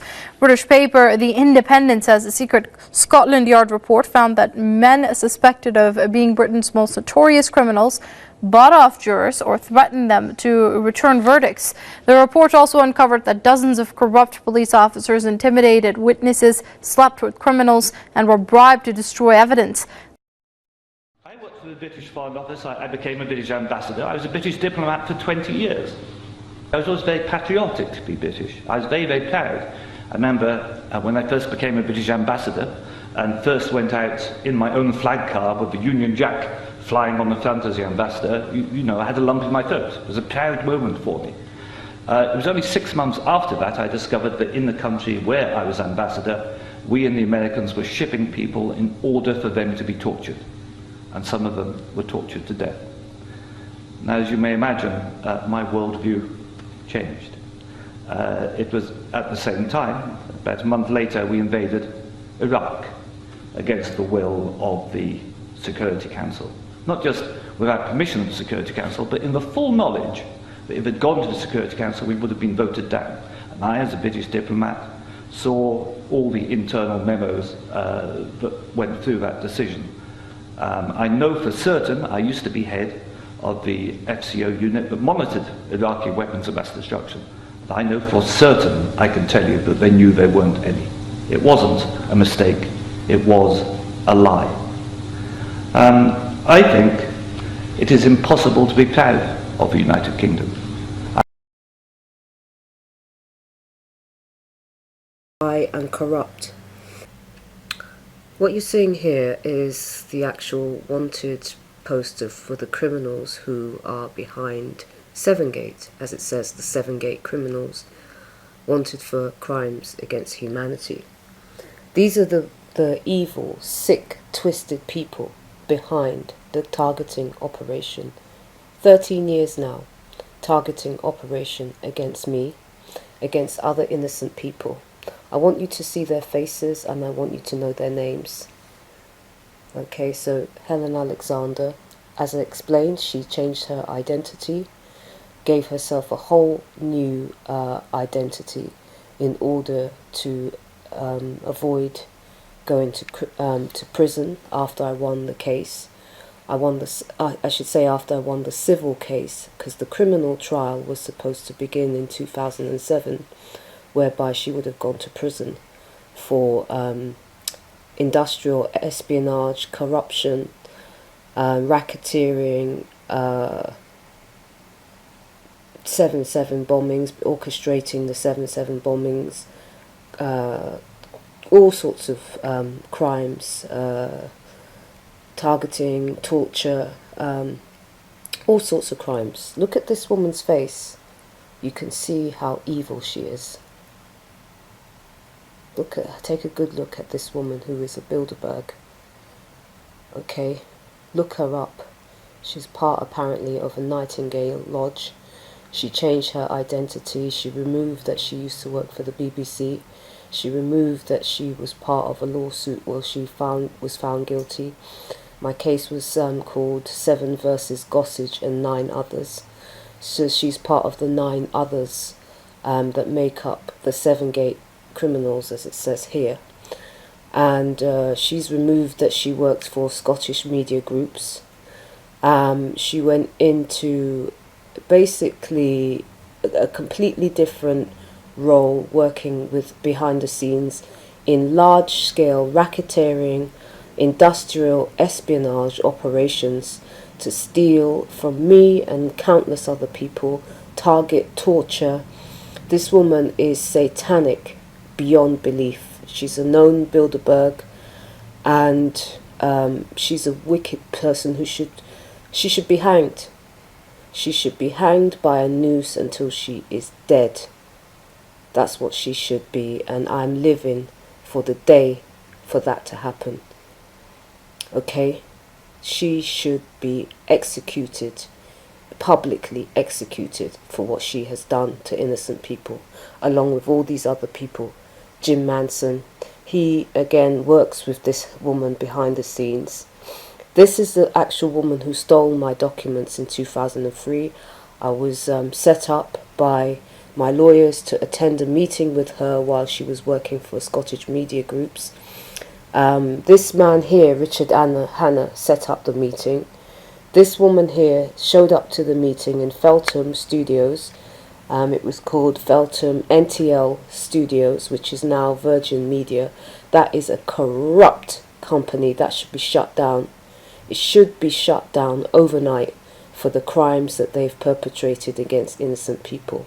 These people are terrorists. They are terrorists of the highest order. Okay, so this man, Jim Manson here, okay, he works again with this woman. They were working together in Scottish media groups. But she's gone basically undercover, using a different identity. She's given herself a different middle name. She changed her middle name from Mary to Anne, so Helen Ann Alexander. She was the head of Women's Hour in BBC, but instead now she pretends that she is in intelligence, and she's with a company, I think it's UMB or something like that. I'll put it up on the screen anyway.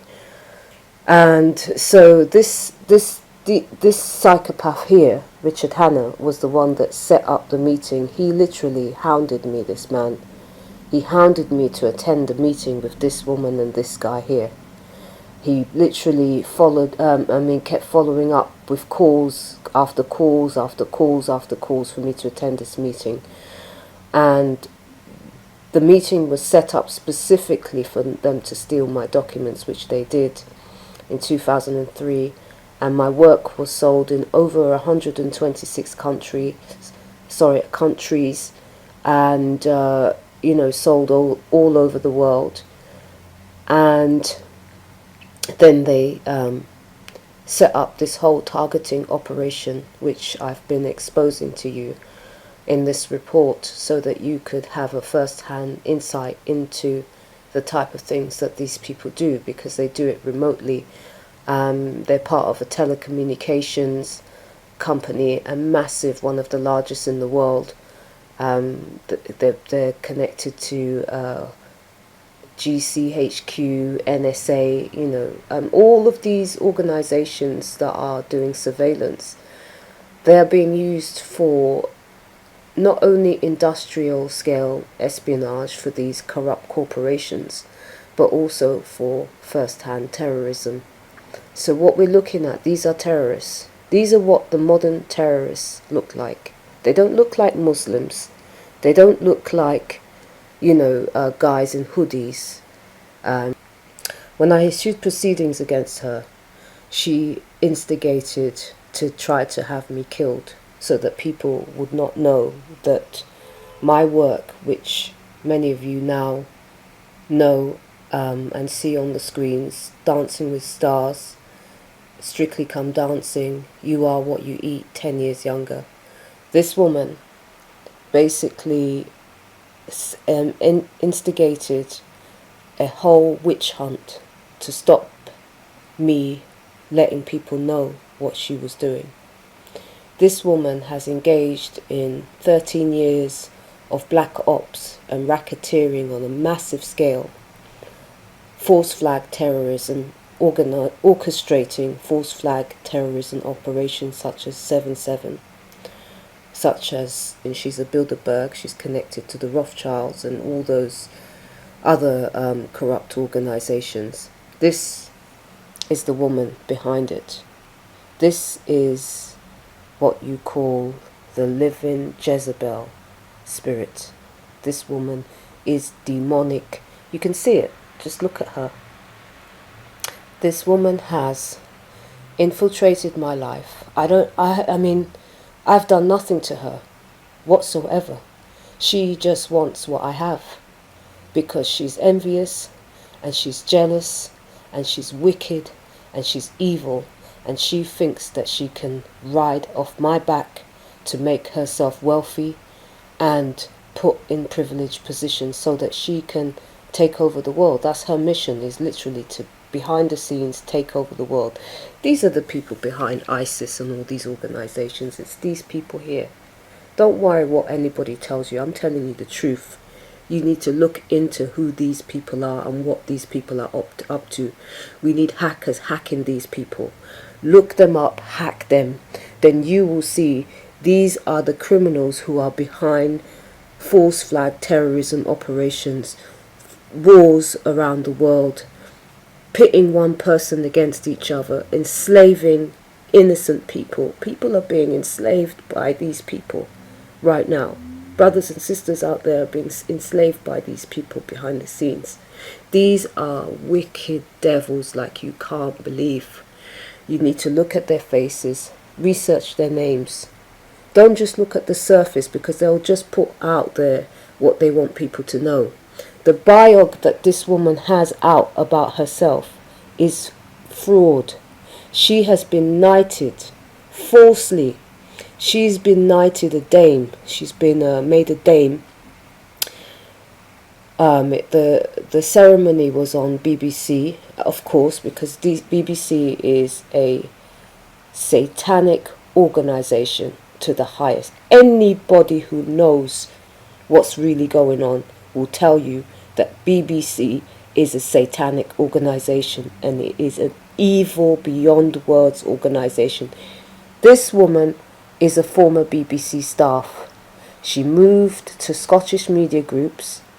When I sued her, and go and look up this woman, and you will see that there nowhere does it say that she used to work for BBC and Scottish media groups, and that she was part of the largest ever organised IP crime case on public record, which I won. Nowhere in her biog will you see that, even though it's a fact.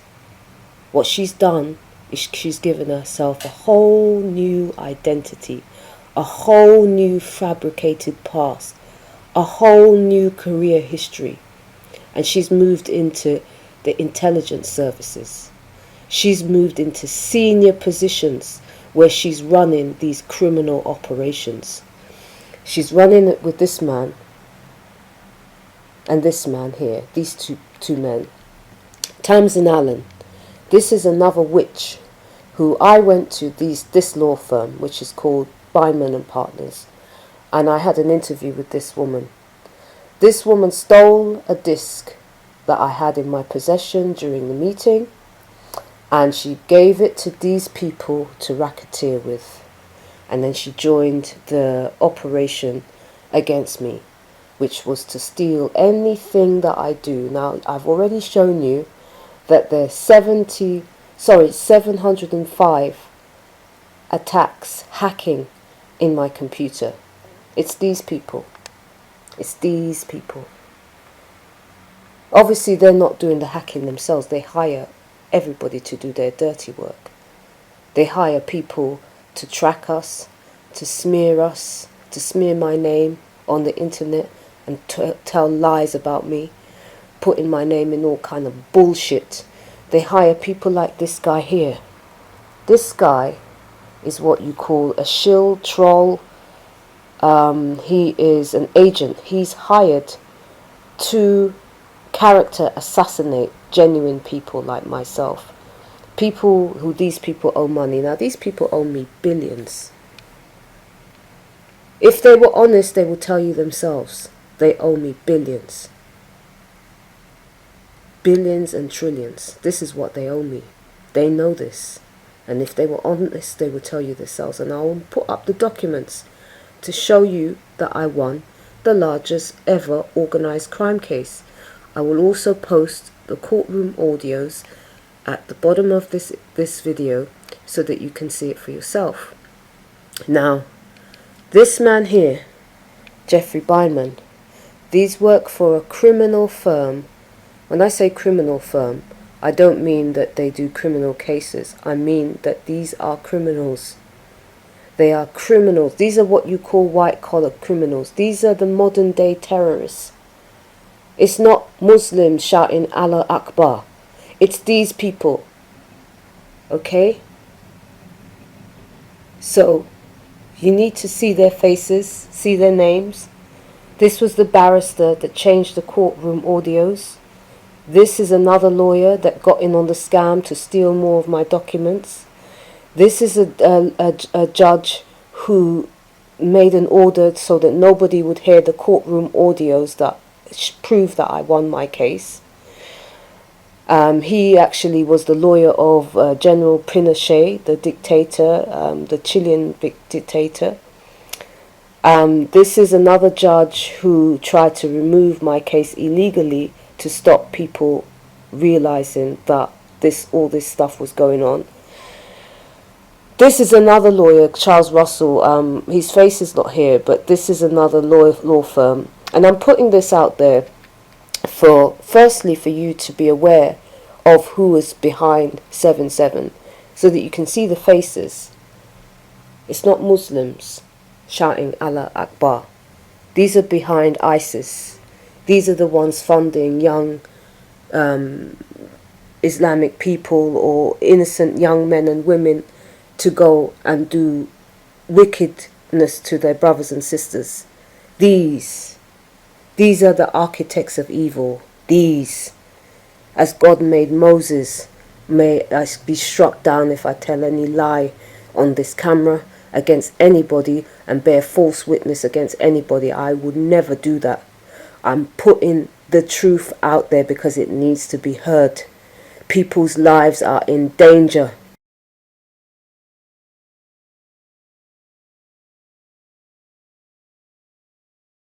Okay, one of the directors that I want to now direct the world's attention to at Rolls-Royce is Dame Helen Alexander. She has 3 directorships, and one of them is relatively innocent. It's at a girls' school, St Paul's Girls' School in London. They've got relatively small amounts at the bank, but you should see how much Helen Alexander has got at the bank. When you look at the total amount, it's at any given time, it's over 13 billion is in her portfolio of business. Now this is a university leader that is now taking a fee of £9,000 a year to get the education that she got for free.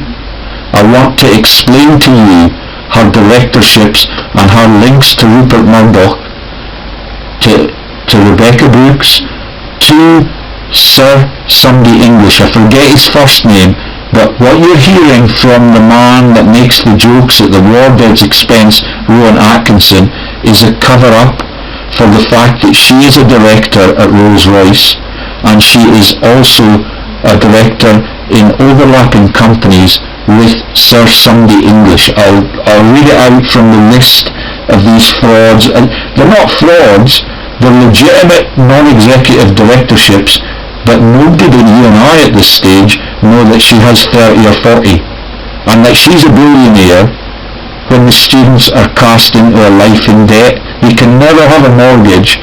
When they come out with their honours degree, they're £50,000 in debt. You cannot have a mortgage if your life is lived in a debt pool. Okay, so I'm now going to go into my files and tell you about her directorships. So she's got the one with the St Paul's Girls' School, relatively innocent. She's got the one that I've labelled as the Rolls-Royce listing, and I'm going to go there first. Okay, and I'm just going to read off the companies that she's a director for. Rolls-Royce Group PLC, British Telecommunication Files, and tell you about her directorships. So she's got the one with the St Paul's Girls' School, relatively innocent. She's got the one that I've labelled as the Rolls-Royce listing, and I'm going to go there first. Okay, and I'm just going to read off the companies that she's a director for. Rolls-Royce Group PLC, Rolls-Royce Group PLC, British Telecommunications Public Limited, that's BT, one of the many subsidiaries of BT, ILW Company Limited, Terrace Production Limited, EIU Orc Ventures Limited, The Economist Editorial Overseas Company Limited, The Economist Books Limited, Dartford Printing Limited, Ryder Street Properties Limited, Economist Publications Limited, The Company Limited, Terrace Production Limited, EIU Orc Ventures Limited, The Economist Editorial Overseas Company Limited, The Economist Books Limited, Dartford Printing Limited, Ryder Street Properties Limited, Economist Publications Limited, so that's a shelf, that's a Ponzi, The Economist Group Limited, The Economist Overseas Holdings Limited. Yeah, there's one magazine, there's dozens and dozens of profiteering boards. Ryder Street Properties Management Limited, 30 Club of London Limited, in brackets, The Economist Intelligence Unit Limited, which may be the reason why we got shut down in the earlier video. Eurofinance Conference is Limited, St Paul's Girls' School, wait for the next one, it impacts on every household in Britain, Centrica PLC. Also on the board, John Major, 20% price hikes year on year, 5 years back to back. Yeah, this is a university Vice Chancellor. Fantastic. Tate Enterprises Limited, that's the art sector. Audit, you know, the Tate Museum and the Lobster Telephone and all those things. Audit Bureau of Circulations Limited, Professional Publishers Association, that will become very relevant later on in the video. Who's your woman? Yeah, but the publishing emphasis will go into the Murdoch Group, Eshore Group PLC, St Paul's Girls' School again. Why would they need another register? Maybe that's why they don't have very much money at the bank. Writers and Scholars International Limited. Oh, and another subsidiary of BT, BT Group PLC, Rolls-Royce PLC, yeah, Northern Foods Limited, The Economist Group Trustee Company Limited, Economist Newspaper Limited, The Tate Foundation PA Group Limited. And she gets a salary from each of these? Yeah, our salary at Southampton, you'll be able to find that on Wikipedia, it's somewhere between 250,000 for our day job, and 400,000, which is what the Oxford guy gets. And you know who the Oxford guy is by now? Birmingham boy. It's Lord Patton, the former profiteering Vice Chancellors in what they call the Russell Group. That's the top 20 or so universities in the UK. All of them are tied into Harvard and Georgetown and the elite universities all around the world. And I left the best university in New Zealand in 2009, and it is not anywhere near this league of big time players who are actually mafias. Let me read down the list that she's on with his nibs. Okay, and you start seeing previous directors and secretaries.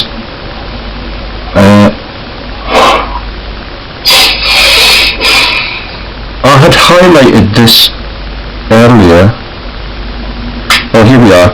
So James Rupert Murdoch was on this list up to 2010.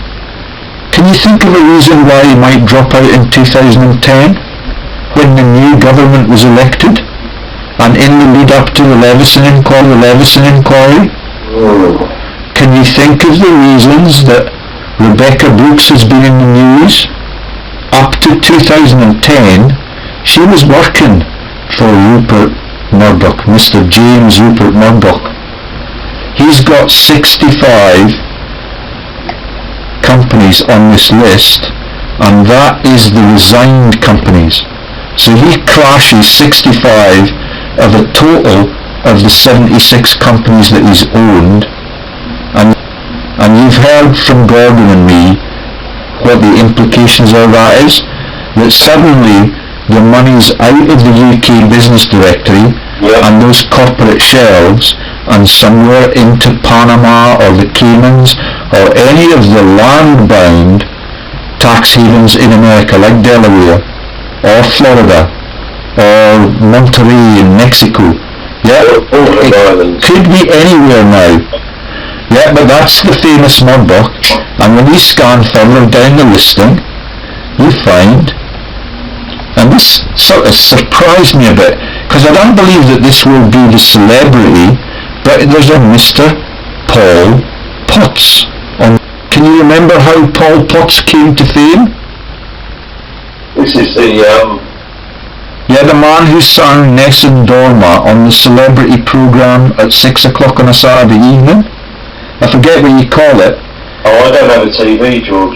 Well, the man who led that is now one of the leading celebrities, and he does most of his telecasting now in America. But he sat in judgment on people that were aspiring to become celebrities, and Paul Potts sang Nessun Dorma on that and absolutely wowed them. Now, I don't believe that this will be the Paul Potts that is the director of 13 companies, all of which have been crashed, but all of the lists of names, and there are dozens of names on this list, almost all of them have got over 15 to 20 or 30 or 40. A lot of them have got 50 to 60 companies, and a lot of those companies have been crashed, because we're talking about the period that spans 2008, and Murdoch bailed out so that he could plead blameless when he was interviewed on the Leveson Review, and have explained the Leveson governance and the links of Leveson to the Dukes of Sutherland, who sent Rupert Murdoch's relatives to the colonies as poor people for stealing bread, and allowed the CIA to bring him back into Britain to dismember our print runs in the media sector, and then allowed him to be a world leader out of America on the Fox News empire and the News Corp empire that they trade in Britain. Okay, I'll just scan a little bit further down the list. So we've got Paul Potts, a celebrity who's probably been picked as the winner of that celebrity contest just because his name's Paul Potts, like the director on Murdoch's companies. Then you find between 2010 and 2011, when they got heat from investigative journalists like you and me, and they even got heat from the British press, you find Miss Rebecca, with a K and an H on the end, Mary Brooks, Rebecca Brooks. She's only got 24 of the 25 companies registered with this company, on this list. And then you find just a couple of entries below, Sir David English. What was the man that Rowan Atkinson was talking about? The spy that he pretends to be in his films? Johnny English. Johnny English. Can you see why they chose the name Johnny English and why they chose the name Paul Potts? Well, it's this hiding in plain sight. Just a simple obfuscation tool. Yeah. So Sir David English was a director at this company between 1997 and 1998. Then you see links to Browns, and they've had a diminishing number of employees since 2008 when they had 1,524, and now the number of employees in 2012 was down to 1,220. And yet what I was going to show you is the links to Reuters, but I can't find that now. It all links back to Reuters. Well, no, there's an there's an explicit holding for. I thought it was for Helen Alexander, but I'm going to have to make an entry in the text that accompanies the video to show how they're linked into Reuters. It was completely unambiguous. Goodbye, Mr. Bean, Mr. Bean.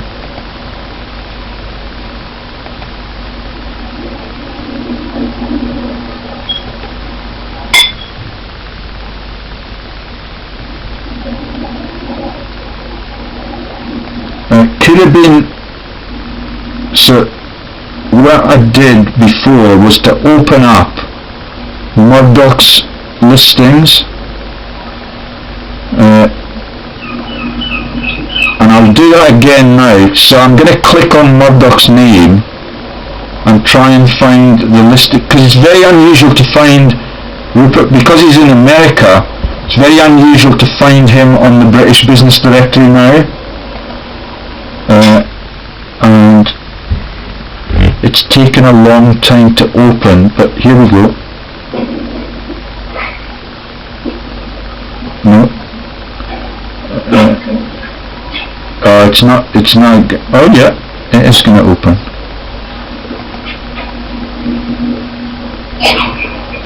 Okay, so I'm into, now, James Rupert Murdoch is registered as a director under number 909805419.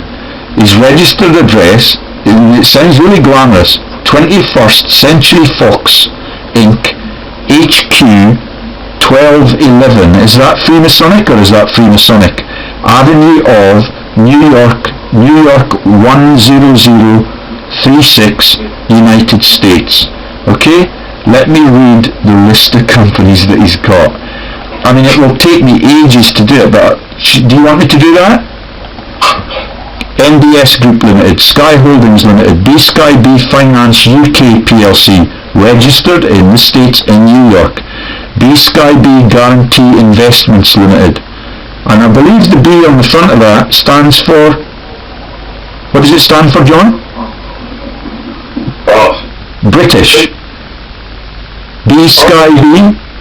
Yeah, sure. Sky Network Services, Sky Digital Supplies Limited, B-Sky B Telecommunications Limited, Picnic Limited, Sky New Media Ventures Limited, B-Sky B LLU Assets Limited, Sky Ventures Limited, B-Sky B Comedy Limited, B-Sky B Publications Limited, B-Sky B History Limited. A little bit of a change, quite close to you maybe. The Surrey Golf Company Limited, News Optimus Limited, B-Sky B Finance Limited, British Sky Broadcasting Limited, Kids Prog Limited, Sky Subscriber Services Limited, Sky In-Home Service Limited, Amstrad Limited, Sky Television Limited, SATV Publishing Limited.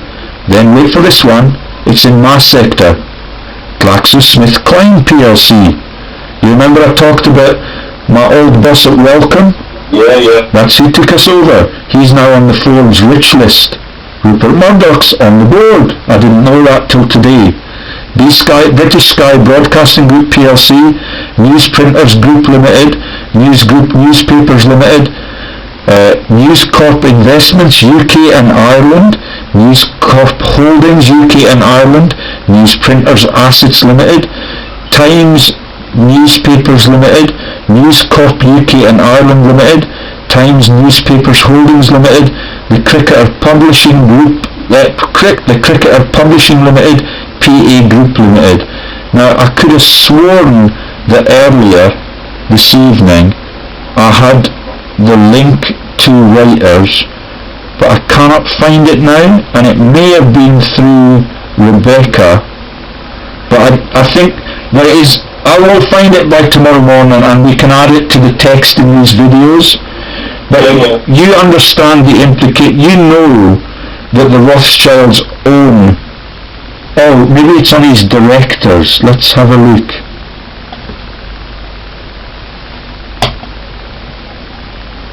So that's his list of companies, but let's see who the directors are. My computer's very slow.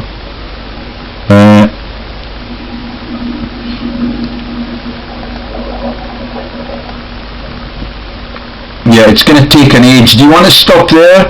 I mean, so basically I would just like to say a little bit more. So the woman that's involved in running the British University at Southampton, she's got all of those non-executive directorships.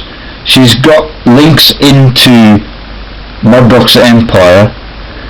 She's got links into Guild's School and the governance of that, relatively innocent. But I want you to know that every academic, now they're beginning to sack academics in places like Dundee, top 200 universities in the world, and what happens to those guys is that we've got research professors who've done decades of service with the same university, and they're being thrown out onto the streets, made redundant, but with no redundancy pay or remuneration in any form. 110 of them at Dundee just about a month ago. And so the purges are on the people that are involved in the institutions, that deliver the quality service, that make these people legends globally for the institutional profile. But little do they know that every one of the VCs in that network of about 20 leading universities across the UK are earning all of these non-executive directors' incomes. Miss Manningham-Buller at Imperial, she was a director for a long time at Marks and Spencer's. You know her role in the Intel sector. But what is happening now to the academics in those universities is that they get virtually no research funds by entitlement. They have to scratch and scrape and, like us, make videos or write grant applications in the late night period on a Sunday evening. Yeah, and they're working like slaves. Now when they publish their objective research data like we're doing here in this amateur video, they have to pay page charges to the editorial and publishing industry. And we've just explained that most of that, almost all of it, is owned by Rupert Murdoch, but with joint ownership in the form of Dame Helen Alexander. Yeah, and we are not, unless we pay, we cannot know what she earns from Rolls-Royce, from British Telecom, and from all that long list of publishing firms that she was involved in running. But when the academics now release a very well-researched paper in the science sector, for example, we talked about the oil and gas scams the other day. If you were to republish that thing that the Russians discovered in the 1950s about the renewable oil, you would have to shell out £3,000 for every little PDF that you publish, and the profits are going to the Vice-Chancellor in gowns, and everybody looks really civilised and innocent. But when they hear the contents of this video, then they're going to ask a few questions of Dame Helen, and I know that she's involved in NHS quangos, but I cannot find them on the directory. I've heard about that on Radio 4, and they're not a very reliable source, as you now know, but when you hear it, it tends to be the truth. So I will track her down in our NHS profiteering at a later stage. Everything else I've got in hard copy, and we've got the files and the documents and the archives. Okay, so and here we go.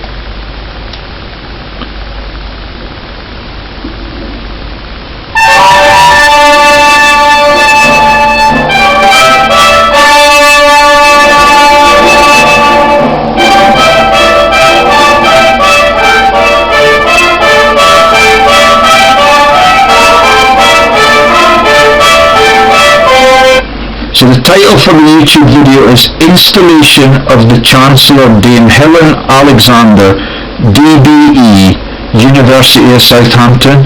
And you can sign off there, John. Okay.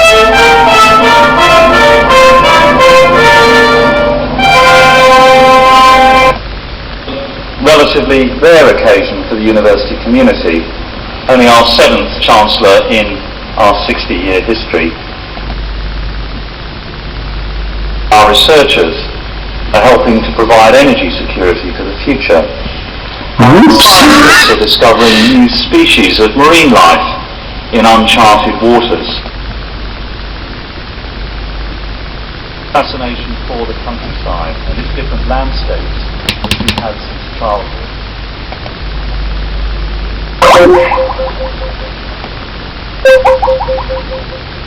In 1984 she moved from London to Fontainebleau near Paris, to study for an MBA at ETH, one of Europe's top business schools.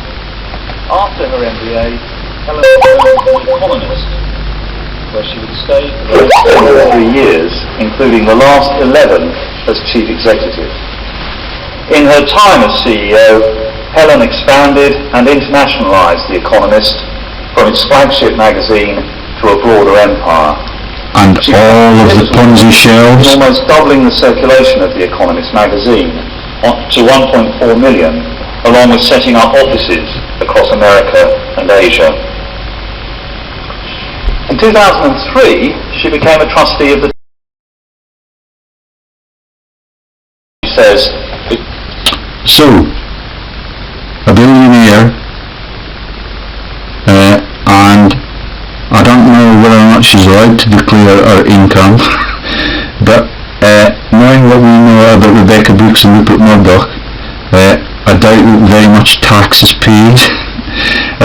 And when you see what is happening to those academics, how hard they work to bring in the money that they bring in, if she were to share some of her non-executive tax-free income with the researchers, then everybody could have a life. We'll sign off there, and I want you to appreciate the magnitude of the cynicism from the BBC and its comedians about the sacrifice of the war dead and their ownership or aspirations to have a Rolls Royce. They might get a little discount from Helen Alexander, and there's no mention in the inauguration speech about her interests at Rolls Royce in the munitions sector and the munitions profiteering that Gordon Bowden and Professor George Lees talk about on a daily basis. Bye bye.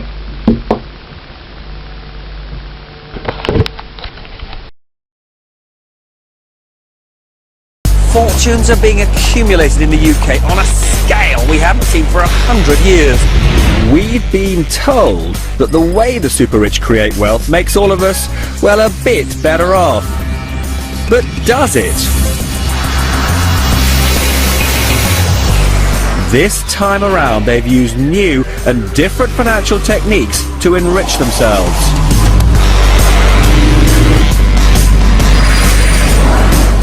And right now, they're the big winners, and we seem to be the losers.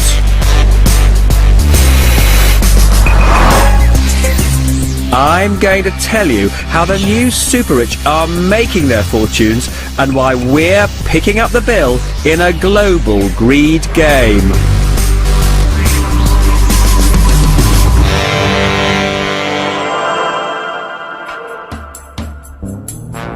In the past few years, the City of London, financial services, have contributed a third of all our economic growth.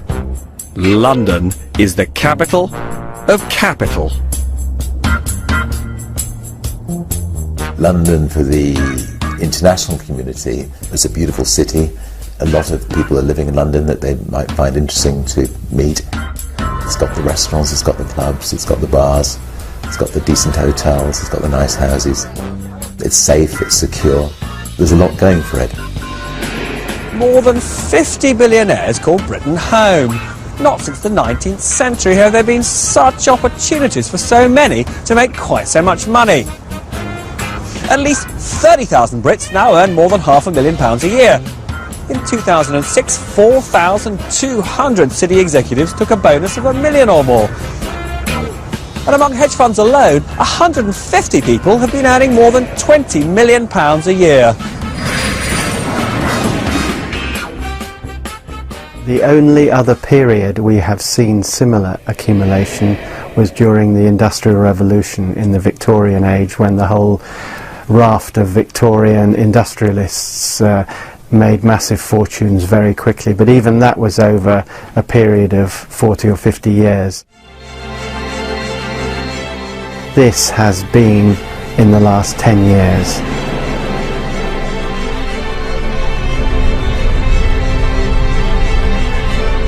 When you're coming here with several £billion, you travel around in armoured limos guarded by people who look after you. The idea of the congestion charge is wonderful to you because it clears the roads of the riffraff. You can From April, local police forces will no longer accept reports of financial fraud from the public as a new system of dealing with the crime is rolled out across the UK. Yes, people will be told to call a national agency called Action Fraud. It's usually brushed aside as conspiracy theory, and there are some outlandish allegations out there, but every now and then you get something more solid about how the Freemasons operate in Britain. The information in question relates to a 2002 secret Metropolitan Police report called Operation Tiberius that's been leaked to the press. It found that a secret network of Freemasons inside the police have been used by organised crime gangs to corrupt the criminal justice system. This is the second secret police report to be leaked in the last 6 months. Project Riverside, another report from 2008, came to the same conclusion. Former Scotland Yard detective Charles Shoebridge is not a Freemason, but he says he's not surprised at the reports. For anybody who's served in the police service anywhere, probably in the United Kingdom, it's no surprise to learn that there are a considerable number of people who are members of the police service and indeed of other members of society, such as, for example, judiciary, government and others in positions of influence and power, who also are members of different Freemasonry organisations and indeed some other secret societies. The criminal justice system has long been suspected of having Freemason members.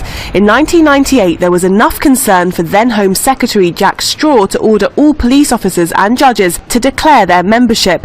10 of Britain's 43 police forces refused to take part, and the policy was dropped under threat of legal action. The fact that their affiliation is kept secret, there's no list published, for example, by the police that identifies people who are also members of other organisations, means that any attempts by the police, if you like, to be accountable, to be open and transparent about their loyalties, about what their members are actually doing and what their interests might be, is actually undermined. Experts say that the Freemasons have lost influence in the last 2 or 3 decades, but they still have people in positions of power and influence. Just how much power and influence is hard to know, given its secret nature. Nagus Mobalari, Press TV, London. This is my cousin Ron. He's written something out in relation to what Mark Windows has been, the lies Mark Windows has been spreading all over the internet. He usurped David Icke's TV channel, and my cousin was with me when we met him for the first time with Tony Farrell, and he's written something out and he just wants to read it to let the people know what the real deal is. You want to read this, Ronnie? Ready. I am a key witness to I am a key witness. My name is Ronnie Nicholas. I am Seven's cousin. I'm very horrified to see on the People's Voice that David Icke's TV channel online. I'm devastated by what lies Mark Windows have said about my cousin Seven. It is very obvious that Mark Windows is paid to cover up the colossal amount of money my cousin made. They used my cousin Seven as a golden goose. Her intellectual copyright. They have paid my cousin Seven for 11 years of death threats, 24-hour surveillance, white vans outside her home. Her home was burgled, gang stalked. It has been reported to the police over 65 times. And nothing was ever done about that. I was the one that got Seven out of hiding in 205 to Notting Hill Police Station near midnight. They wanted to murder my cousin for her money. Which is the truth? What I'm saying. Which is the truth what I'm saying? My cousin Seven has worked very hard since the early 80s. Music entertainment industry, in TV, film. She must be paid for her great work all over the world. She must be credited for her work, paid in full on interest. She's an intelligent, Moors, black woman. Please know it. Slavery is over. They all need to be arrested and put in prison. All Seven's mass wealth should be returned to the rightful owner. God's not sleeping. Power over evil. My cousin is an intelligent, gifted black woman and talented. Please. On the matter on Mark Windows, who say that Seven on the Vogue book, look at page 40, 1986, about health and beauty. Yeah, this is the Vogue. Please. This is. Let me hold it up. Let's hold it up so that the people can see. Okay, let's because get it on the page. Page 40. Everything is dropping there. This is my cousin there. Page 40. Vogue, issued, published in 1986. So how can she do paste and make, as he said, which is lies? Photoshopped, which is lie. This is it. It was issued in Vogue of my cousin there in Health and Beauty in 1986. Have a good look at it because it's covering it. I basically had black skin. This is me. This is Health me. and Beauty. Yeah. Okay, that's that one there. So there's another one as well. Yeah, bring it on. This is another one. This is my cousin in what's this magazine? Dot Tell It, and Don't this Tell one It. Don't Tell It, and this was July 1995. And there's a thing about my cousin there with another black guy. Nubian Facts played by Out. About how many black queens have ruled England, etc. This is page 67, and as I said earlier on, it was printed in 1995. Let's just take a issue picture. 7. Issue 7. Yes, it's actually Yes, issue 7. And let's see when this Vogue one was issued as well. It's at the back. Actually. At the back. It might be. Get it at the back. Let me just see on the inside. Don't want to tear it. You just stick it. Turn around. Sorry. It should say 1986 somewhere. Anyway, you can actually Google it. Well, you can Google it. It is 1986. It's 1986. Yeah, it was their first health and beauty book. Yes. So it shows that my The background... proof is there. The proof is there. What Mark Windows said is a lie. And by the way, the first time that I met him, he said to me that he believed everything that what Seven said was the truth. He said he was also robbed of his intellectual property by himself. He said he was doing filming for some people at the time. I forgot what company it was at the time. I was there in the room. There was also a woman there in the room. I wrote it down. What's her name again? Where's the sheets? Because I don't know these people, right? I'll tell you who was in the room at the time. It was Belinda what's her name? Mackenzie was there. Tony Farrell, Johnny Johnson, Donny Jackson, Seven, Ronnie Nicholas, myself, was in Belinda's house in Highgate. And the date was Friday, July the 6th, 2012. Yes. And Mark Windows, obviously. I am devastated, very, very devastated and sad, and I can't believe it, seeing on the online that he's lied about my cousin. He was crying in the room. And also the policeman named Tony something was crying. Also that Belinda woman had tears in their eye. They couldn't believe how badly treated she was and paid with death threats. And he turned around, I repeat, and said that he believes every word that my cousin is saying. That is not fabricated and it's not lies. And there's only one more because I had to write this down. Please look online on the farrowreport.net. I want justice for my cousin Seven. Done. Yeah. Over now. Thank you, Rob. This is also from the High Court, and it was issued the 16th of December 2014. This is my witness statement. Ronnie Nicholas, first witness statement of Ronnie Nicholas. Please go online, as I mentioned earlier on. What was it? It's the Farrow Report. Farrow Report, and it was issued at the High Court of Justice Division, and the case number's on there. If you want the case number, and I can read the case number. Case number HC04CO42565. Okay, hold it up so that I can film it, Ron. Thank you. There's my witness statement. And my cousin did win her case in court, by the way. There's it there. Is it showing, Seven? Yes. And it's showing there? Yes. Please go online and see, because everything there is true. And also, there's been many black people who's had intellectual copyright, like the woman from The Matrix, the black guys from the Fremonties. Their intellectual copyright was stolen. My cousin was stolen, as I said earlier on, sold all around the world. The Stephen Lawrence report will do it. The injustice they've done to my black people. It has to stop. It's the same kind of corruption, isn't corruption. it? The same surveillance. The same surveillance. And Mark Windows is the same Mark type of spy. Mark Windows is the same kind of spy. By the way, Mark Windows, when I first met him, smelled of shit. When I first met him, I did mention that to my cousin. Yes. Not to disrespect him, but I did smell it. Even the woman of the house smelled it.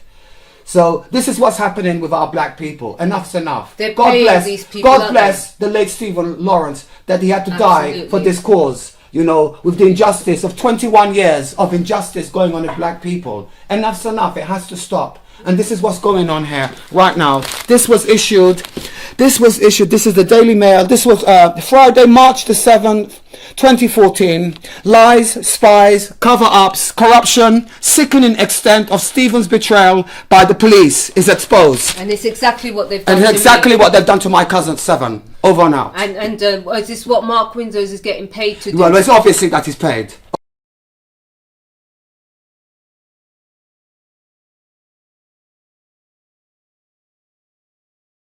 I want to make an emphasis here that if a courtroom audio does not match the judgment, there is corruption. The judgment is generated strictly from the audios and from the stenographer. That's where you get the determination of what actually transpired within the courtroom. For any judgment to say something completely completely opposite of what is on the audios, you know that there's some corruption involved. And in my case, as you will notice, there's a great deal of corruption involved in the case. We're actually out here on the 7th, it's the 8th anniversary of the 7/7 bombings from 2005, and we're here to give our respects. And from my point, really, I feel a sense of duty and responsibility to the public, to the members of the families, to myself, my own family, and to God as well, you know, to make the truth of what actually happened and my part of the truth be known. It's a big monster, and there's so many different fractions of that monster. But my aspect, what happened to me, holds a crucial part of telling the story, which hasn't really been told, of what was also going on behind the scenes, which will help people put the whole thing together and unearth what is a Pandora's box of vipers and, you know, vile corruption. So I'm just out here today. We're basically giving a testimony, or a tribute, more of a tribute in relation to that. So we're going to hear the horns blown, the 7 horns, and I want everybody to take those horns seriously, because it's a warning. It's a warning. We're coming here today in the name of God, and we're basically warning these people. And I want the people to know who these people are. Helen Alexander, Tamsin Allen, Jeffrey Beinman, Beinman's and Partners law firm, Russell's law firm. There's Derek Rosenblatt of Ronald Fletcher and Co. There is NTL, which became Virgin Media. We've got Scottish TV. All of these people are all involved, and there's a whole, they just make up a part of what is a massive criminal network and crime ring. It's very satanic, it's very nasty, and these people are responsible for crimes against humanity. Besides what happened, the theft of my work and how it all morphed, that's one aspect of it. But what actually transpired is a crime against humanity, which must be brought to light. It must be resolved. We must get closure. Those who perpetrated these things, they must get closure, because they know what they've done. They live with themselves on a daily basis. You know, they basically, you know, I don't know how these people sleep at night. I ask myself, how do they sleep at night? What they do is just they harm people, kill people, do anything but face up to what they've done. And it can't carry on anymore. It can't be done anymore. We want closure. We want justice for every single person who's been afflicted. That includes myself, but it's not only myself. And I stress that. And for those people who are going around being paid, this is a message to the people that go around trying to pretend that none of this is true. I say to you, how do you live with yourself? You're defending criminals and allowing members of the public who are being abused to be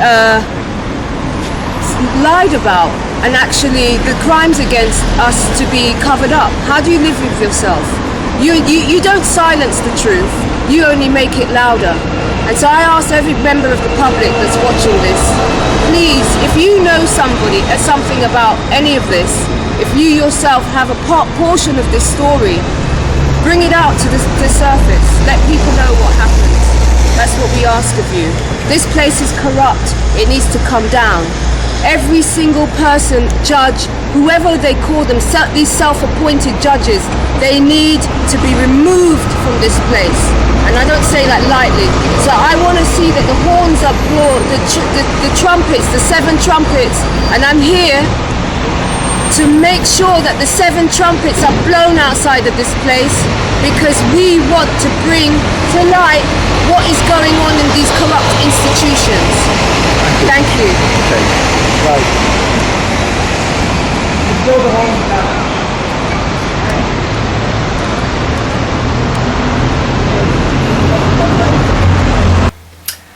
Okay, so there you saw what has happened to us and why we haven't been able to put the show out before.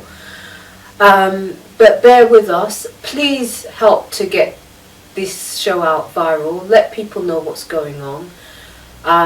I believe it's what's happened to the artist Prince, but we're going to get into Prince a bit later. I'm a musician, a guitarist, as some people know out there. And so the impact of his death certainly, definitely affected me. It affected you as well. Oh, totally. Yeah, because you met him, didn't you? But I did. Yeah, I did. yeah. Although I met him and I didn't meet him. Yeah. Crazy move. Yeah. Well, you were in the same place as him. Yeah, I was a couple of feet away from him. Yeah. For some reason, I kept on walking. I was like, I didn't expect him to be there because I turned around and he was sitting there, and I was like, oh no. Anyway, great genius. Brother we lost. Yeah, I mean, the thing is, I want to get into the whole subject of Prince, but just from a different context, as somebody who's a targeted individual for organised IP crime, and that have been now for the last 13 years. I think my perspective is going to be different from most people that are talking about what happened to him. And it's really designed to really get people to start thinking about, what do we do about this? This is a situation that affects anybody who is creative right now. If you are a copyright owner, you are in danger. If you don't believe that, you need to look at my case. I really urge you to look at what's happened to me. I'm speaking from first-hand experience. Somebody who's gone through the whole judicial system, and I'm still being targeted. After winning a case in court, I won the largest ever intellectual property case of organised crime and targeting, gang stalking, all that kind of thing. And still, many years later, it's still happening. So we have a crisis on our hands, and so I want to get into that a little bit later. But first,